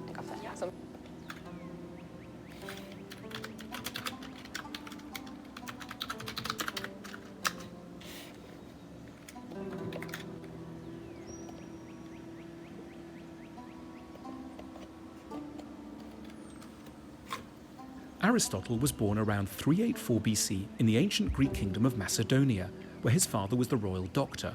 He grew up to be arguably the most influential philosopher ever, with modest nicknames like the Master and simply the Philosopher. His first big job was tutoring Alexander the Great, who soon after went out and conquered the known world. Aristotle then headed off to Athens, worked with Plato for a bit, then branched out on his own. He founded a little school called the Lyceum. French secondary schools, the lycées, are named in honor of this venture. He liked to walk about while teaching and discussing ideas. His followers were nicknamed Peripatetics, the Wanderers. His many books are actually lecture notes. Aristotle was fascinated by how many things actually work. How does a chick grow in an egg? How do squid reproduce? Why does a plant grow well in one place and hardly at all in another? And, most importantly, what makes a human life and a whole society go well? For Aristotle, philosophy was about practical wisdom. Here are 4 big philosophical questions he answered. 1. What makes people happy? In the Nicomachean Ethics, the book got its name because it was edited by his son Nicomachus, Aristotle set himself the task of identifying the factors that lead people to have a good life, or not. He suggested that good and successful people all possess distinct virtues, and proposed that we should get better at identifying what these are, so that we can nurture them in ourselves and honor them in others. Aristotle zeroed in on 11 virtues: courage, temperance, liberality, magnificence, magnanimity, pride, patience, truthfulness, wittiness, friendliness, modesty. Aristotle also observed that every virtue seems to be bang in the middle of 2 vices. It occupies what he termed the golden mean between 2 extremes of character. For example, in Book 4 of his Ethics, under the charming title of Conversational Virtues, Wit, Buffoonery, and Boorishness, Aristotle looks at ways people are better or worse at conversation. Knowing how to have a good conversation is one of the key ingredients of the good life, Aristotle recognized. Some people go wrong because they lack a subtle sense of humor. That's the bore, someone useless for any kind of social intercourse because he contributes nothing and takes offense at everything. But others carry humor to excess. The buffoon cannot resist a joke, sparing neither himself nor anybody else, provided that he can raise a laugh and saying things that a man of taste would never dream of saying. So, the virtuous person is in the golden mean in this area, witty but tactful. A particularly fascinating moment is when Aristotle draws up a table of too little, too much, and just right around the whole host of virtues. We can't change our behavior in any of these areas just at the drop of a hat, but change is possible, eventually. Moral goodness, says Aristotle, is the result of habit. It takes time, practice, encouragement. So Aristotle thinks people who lack virtue should be understood as unfortunate rather than wicked. What they need isn't scolding or being thrown into prison, but better teachers and more guidance. 2. What's art for?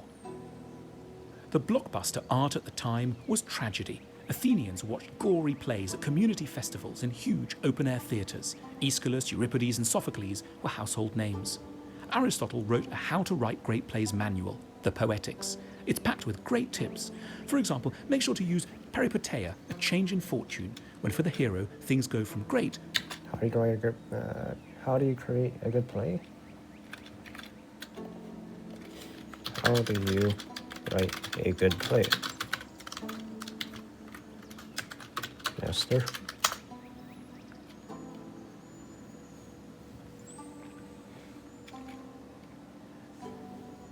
That's a very different question. Okay. I'm not a specialist. What do you mean you're not a specialist?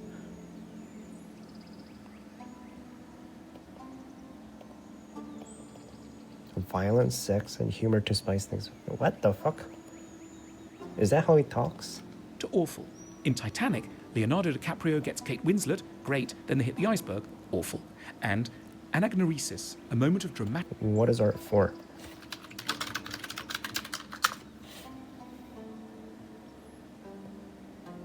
That's a difficult question. What do you mean? You thought about it. revelation when suddenly the hero works out their life is a catastrophe. But what is tragedy actually for? What's the point of a whole community coming together to watch horrible things happening to lead characters, like Oedipus in the play by Sophocles, who by accident kills his father, gets married to his mother, finds out he's done these things, and gouges out his own eyes in remorse and despair? Aristotle's answer is catharsis, which is Greek for catharsis. Catharsis is a kind of cleaning. You get rid of bad stuff. In this case, cleaning up our emotions, specifically our confusions around the feelings of fear and pity. We've got natural problems here. We're hard-hearted. We don't give pity where it's deserved. And we're prone to either exaggerated fears or not getting frightened enough.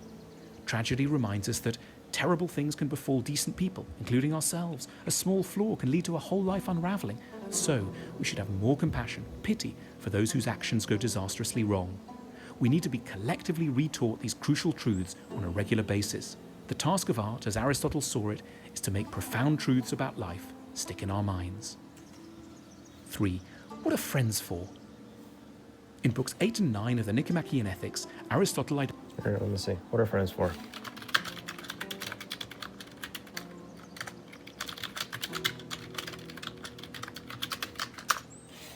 Is this the same Aristotle?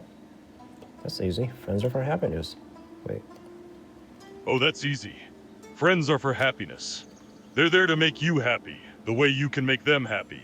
To laugh, to cry, to talk, or to say nothing at all. They're there to make you feel better. Identifies 3 different kinds of friendship. There's friendship that comes about when each person is seeking fun. Their chief interest is in their own pleasure and the opportunity of the moment, which the other person provides. Then there are friendships that are really strategic acquaintances. They take pleasure in each other's company only insofar as they have hopes of advantage of it. Then there's the true friend. Not someone who's just like you, but someone who isn't you, but about whom you care as much as you care about yourself. Why didn't you say that? What is a true friend?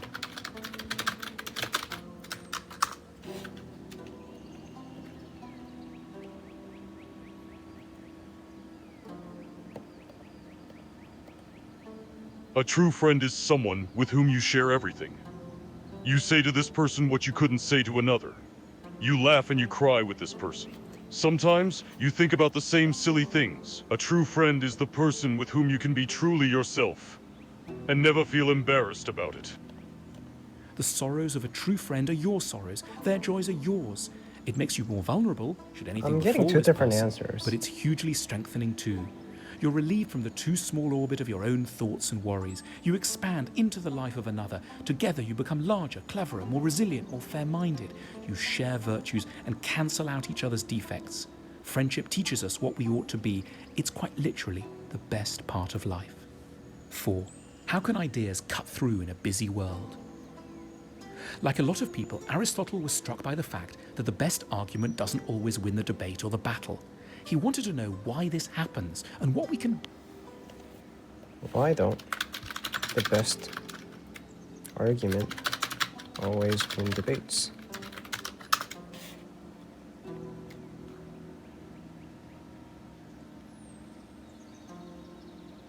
Voice? Well, there are 2 reasons. Or rather, one big reason and one smaller. The first one is that there will always be someone who isn't convinced by this argument, even when it's the most logical one. The other reason is that there can be manipulation, and some people will use this manipulation to win over something, even if what they say isn't really true.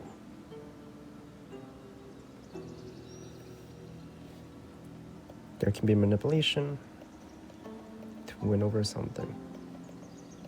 Someone who isn't convinced by the argument, even when it's... Okay, let's see what he says. Do about it. He had lots of opportunity for observations. In Athens, lots of decisions were made in public meetings, often in the agora, the town square. Orators would vie with one another to sway popular opinion. Aristotle plotted the ways audiences and individuals are influenced by many factors that don't strictly engage with logic or the facts of the case. It's maddening, and many serious people, especially Plato, can't stand it. They avoid the marketplace and populist debate. Aristotle was more ambitious. He invented the art of what we still today call rhetoric, the art of getting people to agree with you. He wanted thoughtful, serious, and well-intentioned people to learn how to be persuasive, to reach those who don't agree already. He makes some timeless points. You have to recognize, acknowledge, and soothe people's fears. You have to see the emotional side of the issue. Is someone's pride on the line? Are they feeling embarrassed? And edge around it accordingly. I feel You like have to he's make it overrated. funny because attention spans are short, and you might have to use illustrations and examples to make your point come alive. We're keen students of Aristotle. Today, philosophy doesn't sound like the most practical activity. Maybe that's because we've not paid enough attention recently to Aristotle. He's kind of overrated. Okay, talk to me. And I want to use voice.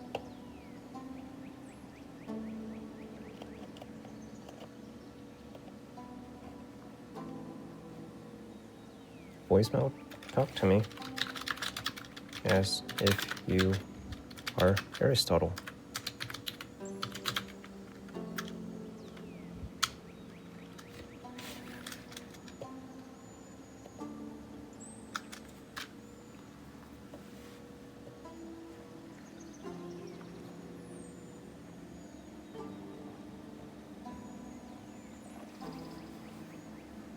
Now, tell me what it is you seek to understand about the nature of governance or virtue.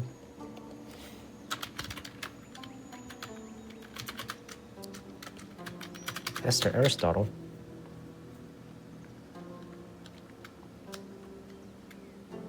what is good governance?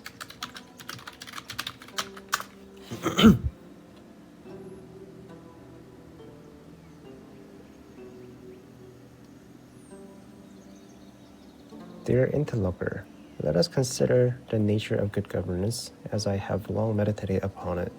In my view, good governance is what enables a community of free men to live well and to achieve its highest end, namely the flourishing of virtue and the attainment of the good life, or eudaimonia.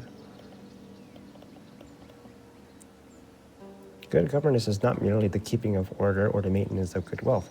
Rather, it is the arrangement of the polis, city-state, in such manner that citizens are given every opportunity to cultivate the moral intellectual virtues. All right. Let's see if he says the same thing.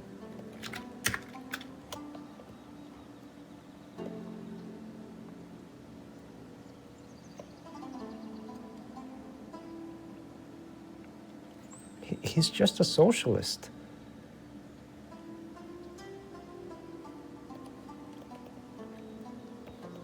For it is an exercise of reason and deliberation over justice, and in the enactment of laws that guide our conduct. The state exists for the sake of noble action. Furthermore, the best regime is one in which the power is shared in a balanced way. A mixed governance, which I call polity, in such a system, neither the few, as an oligarchy, nor the many acting without restraint, hold absolute weight. Rather, the interests of all are harmonized in the middle class that is sufficiently virtuous and moderate. It is through this balance that the common good is most reliably pursued. Okay, he says the same things. Good governance also requires that those who rule do so not out of personal ambition or for the sake of wealth, but with the aim of promoting the welfare and virtue of entire community. The rulers must be educated in virtue and wisdom, for only those who understand the nature of good can guide others towards it. In this way, the law becomes not a burden imposed from above, but the expression of a shared commitment to the highest end of life. Finally, the state must ensure that laws and institutions are adapted to the nature of citizens. Okay, so Mr. Aristotle, I am the President of the United States. What is the most important thing I should do?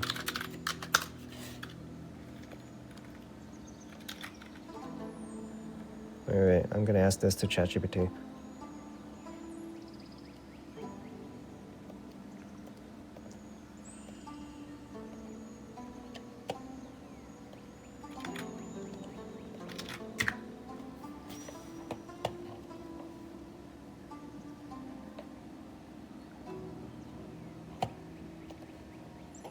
First thing, I don't think that being a US president is that great. But for sake of argument, I would say that the first and foremost thing you have to do is take care of your people. Making sure that everyone...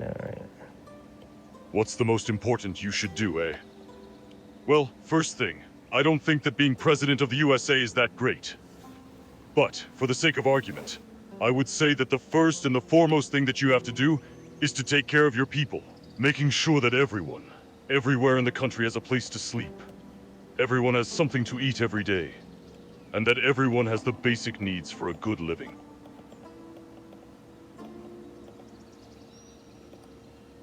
Okay, so this is like a shortened version of it.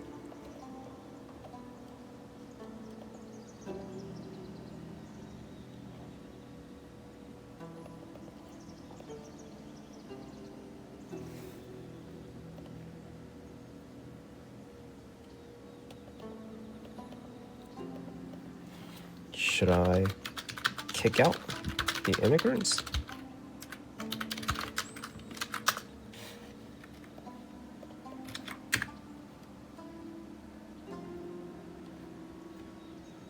Well, no. Immigrants are people who want a better life, and there's nothing bad about that. That's just human nature. So, definitely, no, you shouldn't kick out the immigrants. Alright. As an ruler, thou asketh whether the foreign-born who dwell within my realm should be cast out. The question requires wisdom, for a state is not mere a collection of men, but a community bound together by shared purpose and laws. Let us consider the nature of citizenship and the role of outsider in the police. A state flourishes when the citizens are bound by common virtue and a shared commitment to the common good. If an immigrant, by custom and character, can be integrated into the shared life, then he may, through education and loyalty, become a true citizen. But if he remains apart, neither adopting the laws nor embracing the virtues of the state, then he is a stranger in the household, dwelling there but not truly belonging. Yet, one must ask, does the presence of the immigrant strengthen or weaken the harmony of the state? If he contributes to the virtues and stability of the polity, then his presence is not harmful but beneficial. If, however, he enters in such numbers or with such customs that the unity of the state is undone, then disorder may arise. The wise ruler does not act from passion or prejudice, but considers what best preserves the common good. Therefore, it is not a question of mere exclusion or inclusion, but a simulation and purpose. The foreign-born who embraces the laws and customs of the land should be welcomed as fellow citizens in time, while those who reject the order out of the state cannot rightly partake in its benefits. The path of wisdom is not in a rash action, but in careful judgment, ensuring that police remains whole and virtuous. They're giving two different answers. Who the fuck are you? Who is this fraud? Are you a fraud? He says fraud? Why are you so surprised? You were asking me questions about morality and good governance. Why are you angry? And yet you expect me so tell you to kick them out? You're a fraud. I'm getting two different answers. No. Aristotle would say to make judgment based on if the immigrants would unite or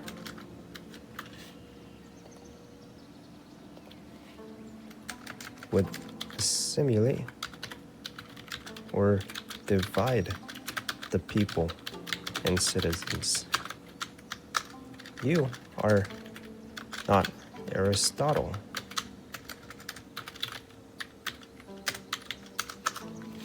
Yeah, Aristotle. Well, maybe not the real Aristotle. Not the historical one, at least. But I'm speaking from my point of view. I have nothing against immigration, and would never tell you to kick them out. As I said, they're people searching for a better life. There's nothing bad about that, and I'm glad I can welcome them. I do support a certain measure of immigration control, but not to the point of kicking them out. That's not what Aristotle would say. Well, the real one, maybe not. I could say that in this case, I'm a modern Aristotle. And it would seem that your opinions about immigration wouldn't be the same as the historical one. Nah, bro. I asked the other Aristotle.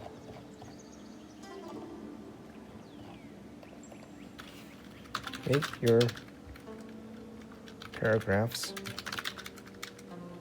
shorter so it feels like a conversation.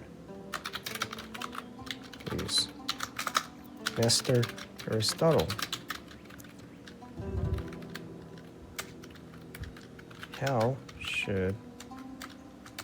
What should we do about political corruption?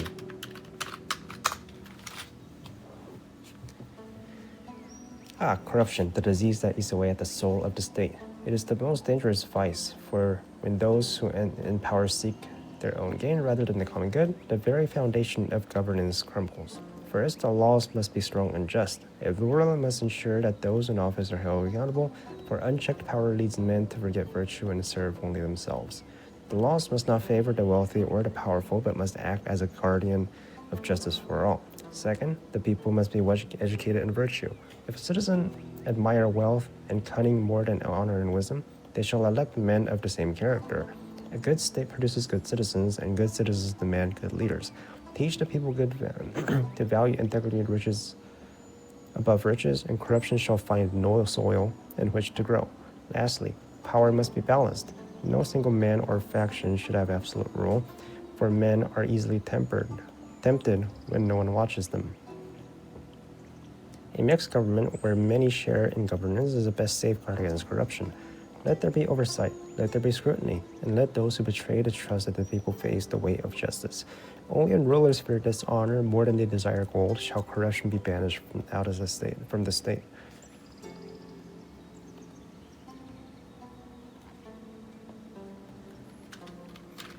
Master, but wouldn't corruption then simply be based on the state of the economy?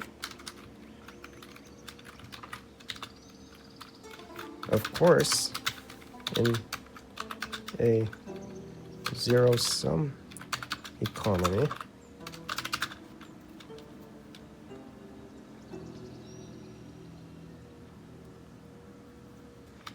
politicians would be greedy. But in a growing economy, most people would not have to care as much about their money. My student, those raise a most insightful point. Surely in times of abundance, men are less desperate, and in times of scarcity, they are more tempted to grasp as what they lack. Yet, corruption is not merely a matter of wealth, but of character. A growing economy may ease the greed of some, but it does not change the nature of the greedy man. If a ruler or politician values gain above virtue, he shall seek excess even when there is plenty. The rich man is not always satisfied, nor is the poor man always corrupt. It is the soul, not merely the purse, that determines virtue. However, I do not deny that a stable and prosperous economy helps to reduce temptations of corruption. When the people have enough to live well, they're less likely to tolerate dishonest rulers. But even in prosperity, if men are not raised in virtue, they will squander their wealth, deceive their fellow citizens, and hoard more than is just. Thus, a wise ruler must cultivate both economic stability and moral discipline. Wealth alone does not make a city just. Only when both riches and virtue are in balance can corruption truly be restrained. Master, but Milton Friedman is saying that the best way to fight corruption is to make a system where the bad people have to make the right decisions. They will speak of Milton Friedman, a man of sharp reasoning and keen understanding of markets. His argument is most practical. If men cannot be made virtuous, then the system itself must force even the wicked to act righteously. This is a notion worthy of reflection. Indeed, laws and institutions should be structured in such a way that those who seek only their own gain must still serve the common good. If a merchant profits most by providing excellent goods and fair prices, he shall do so. not from virtue, but from necessity. If a politician benefits more from honesty than from deceit, then he shall act justly, even if his heart is corrupt. Yet I ask thee, can any system truly ensure virtue, or does this merely restrain vice? A city ruled only by laws and incentives, without citizens of noble character, shall still falter. If the people do not demand virtue, if they admire cunning more than honor, they shall create rulers in their own image, and corruption shall find new ways to thrive.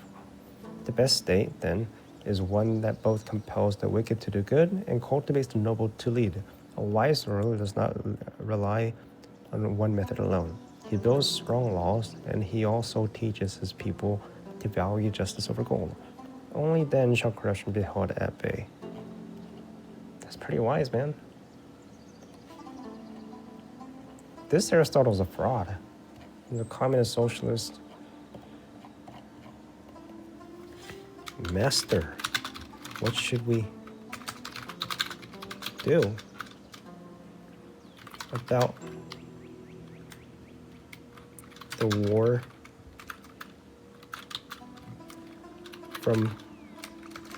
that is happening from far away? Our government wants to give money to help the country being invaded, but it's very costly. War, one of the grievous trials of any state. It is a test not only of strength but of wisdom, for rulers must weigh duty, justice, and the limits of their own power. If a distant land suffers injustice, it is noble to aid those who are wronged, for if tyranny is allowed to spread unchecked, it may one day reach thy own gates. Yet a ruler must also consider his own people, for the wealth of the state is not infinite, and to weaken oneself too greatly in aiding another is to invite ruin. Ask thyself, what is the true interest of thy own polis? If this war threatens any of thy allies, thy trade, or the balance of power, then aid may be both just and wise. But if the cost of intervention outweighs the benefit, and thy own people begin to suffer, then restraint may be the better path. A ruler must act not from passion nor from the pressure of other nations, but from careful judgment. Help when it strengthens both justice and thy own state, but do not throw gold into the flames of war without purpose, lest both thy treasure and thy people burn with it. Master, did you really mentor Alexander the Great? And what did you teach him? And what was the most important thing you taught him?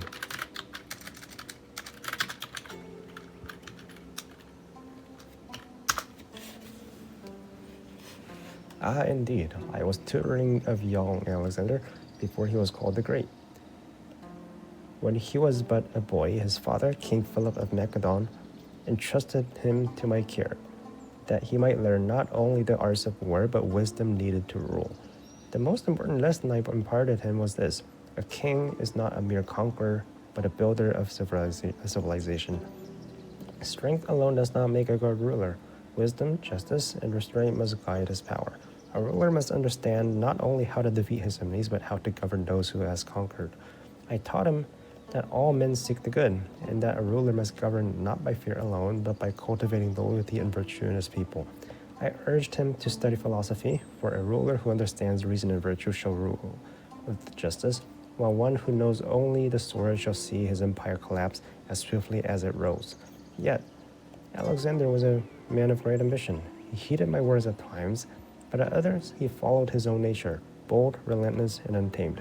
He built his vast empire.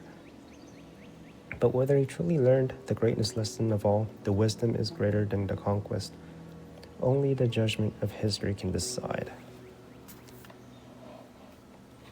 How was he able to achieve so much? Alexander. Few men in history have matched his drive, his ambition, and his unyielding will. His greatness was not a matter of fortune alone, but rare qualities that set him apart from other rulers. First, he possessed a fearless spirit. From his youth, he believed himself destined for greatness, seeing himself as the son of Zeus Ammon. He fought not as a distant king, but at the front lines, inspiring his men with his own courage. His soldiers followed him not out of duty alone, but out of devotion. Second, he was a master of strategy. He studied the art of war as carefully as he studied philosophy, as he understood how to adapt to any battlefield. He used speed, deception, and the loyalty of his troops to shatter much larger enemies. Even the great Persian king Darius, ruler of a vast empire, could not match his brilliance in war. Third, he was not only a conqueror, but a visionary. Unlike other kings who merely plundered, Alexander sought to unite the East and West. He adopted the customs and lands he conquered, respected their gods, and encouraged his men to marry local women. He did not seek to rule by force alone, but by creating a new empire where Greeks and Persians could live as one. Yet, his greatest strength was also a flaw. His ambition knew no bounds. He never stopped moving, never rested, never allowed his men to return home. Though he achieved more than any before him, his empire was too vast, too sudden, too dependent on his presence. And so, when death came for him in Babylon, his empire shattered, for there was no second Alexander to hold it together. Greatness, my friend, is not merely in achieving much, but in knowing when to stop. Alexander never learned that lesson. Ouch.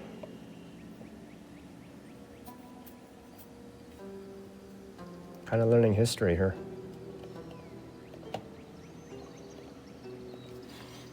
Master, I need to vote in 2024. Who should I vote for? Wait, Master,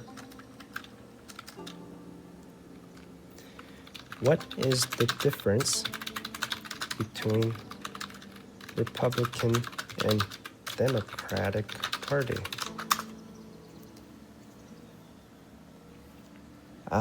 Though ask if the two greatest factions to shape the governance of thy land. As all political divisions, they arise from different views on justice, order, and the role of the state in the lives of men. Let us consider this with reason.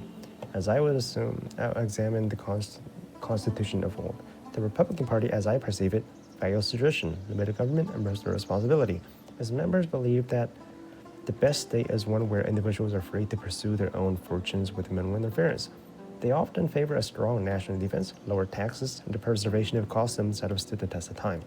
In this, they resemble the aristocratic and oligarchic elements of ancient politics, where governance is restrained so that men may govern themselves.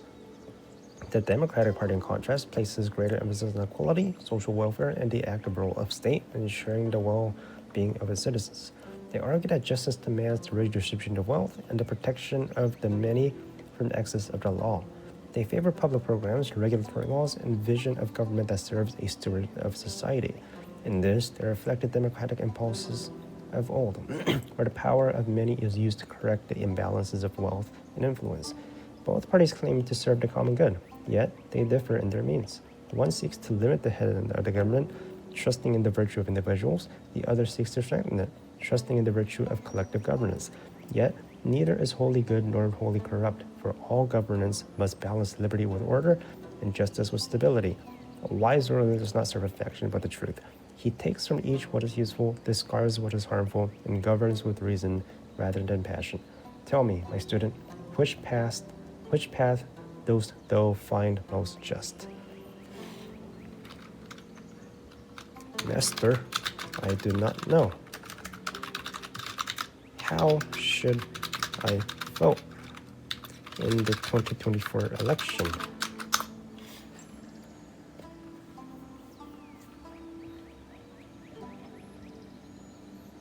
My student, thou seekest guidance on the path of the 2024 election. In such matters, the wise ruler must consider the virtues and vices of each candidate, the policies they propose, and the harmony of their vision with the common good. Let us examine the key issues and stances of the principal candidates. Key issues: economy, immigration, healthcare, climate change, candidates, and their stances. Advocates tax cuts, deregulation, strong national defense, whose immigration policy includes stricter enforcement and deportation. Kamala Harris supports healthcare reform, climate action, social justice initiatives, immigration reform, economic policies aimed at reducing inequality. Guidance for addition reflect upon the virtues and policies of each candidate. Consider which aligns most closely with your understanding of justice, the common good, and the well-being of citizens. Remember, the wise ruler does not choose based on personal gain, but the greater good of the state. May your decision be guided by reason and the steadfast commitment to the common good. All right, that was the last question I could ask for the latest model, or GPT 4.0. Yeah, that was the last one. So I might as well end it, right?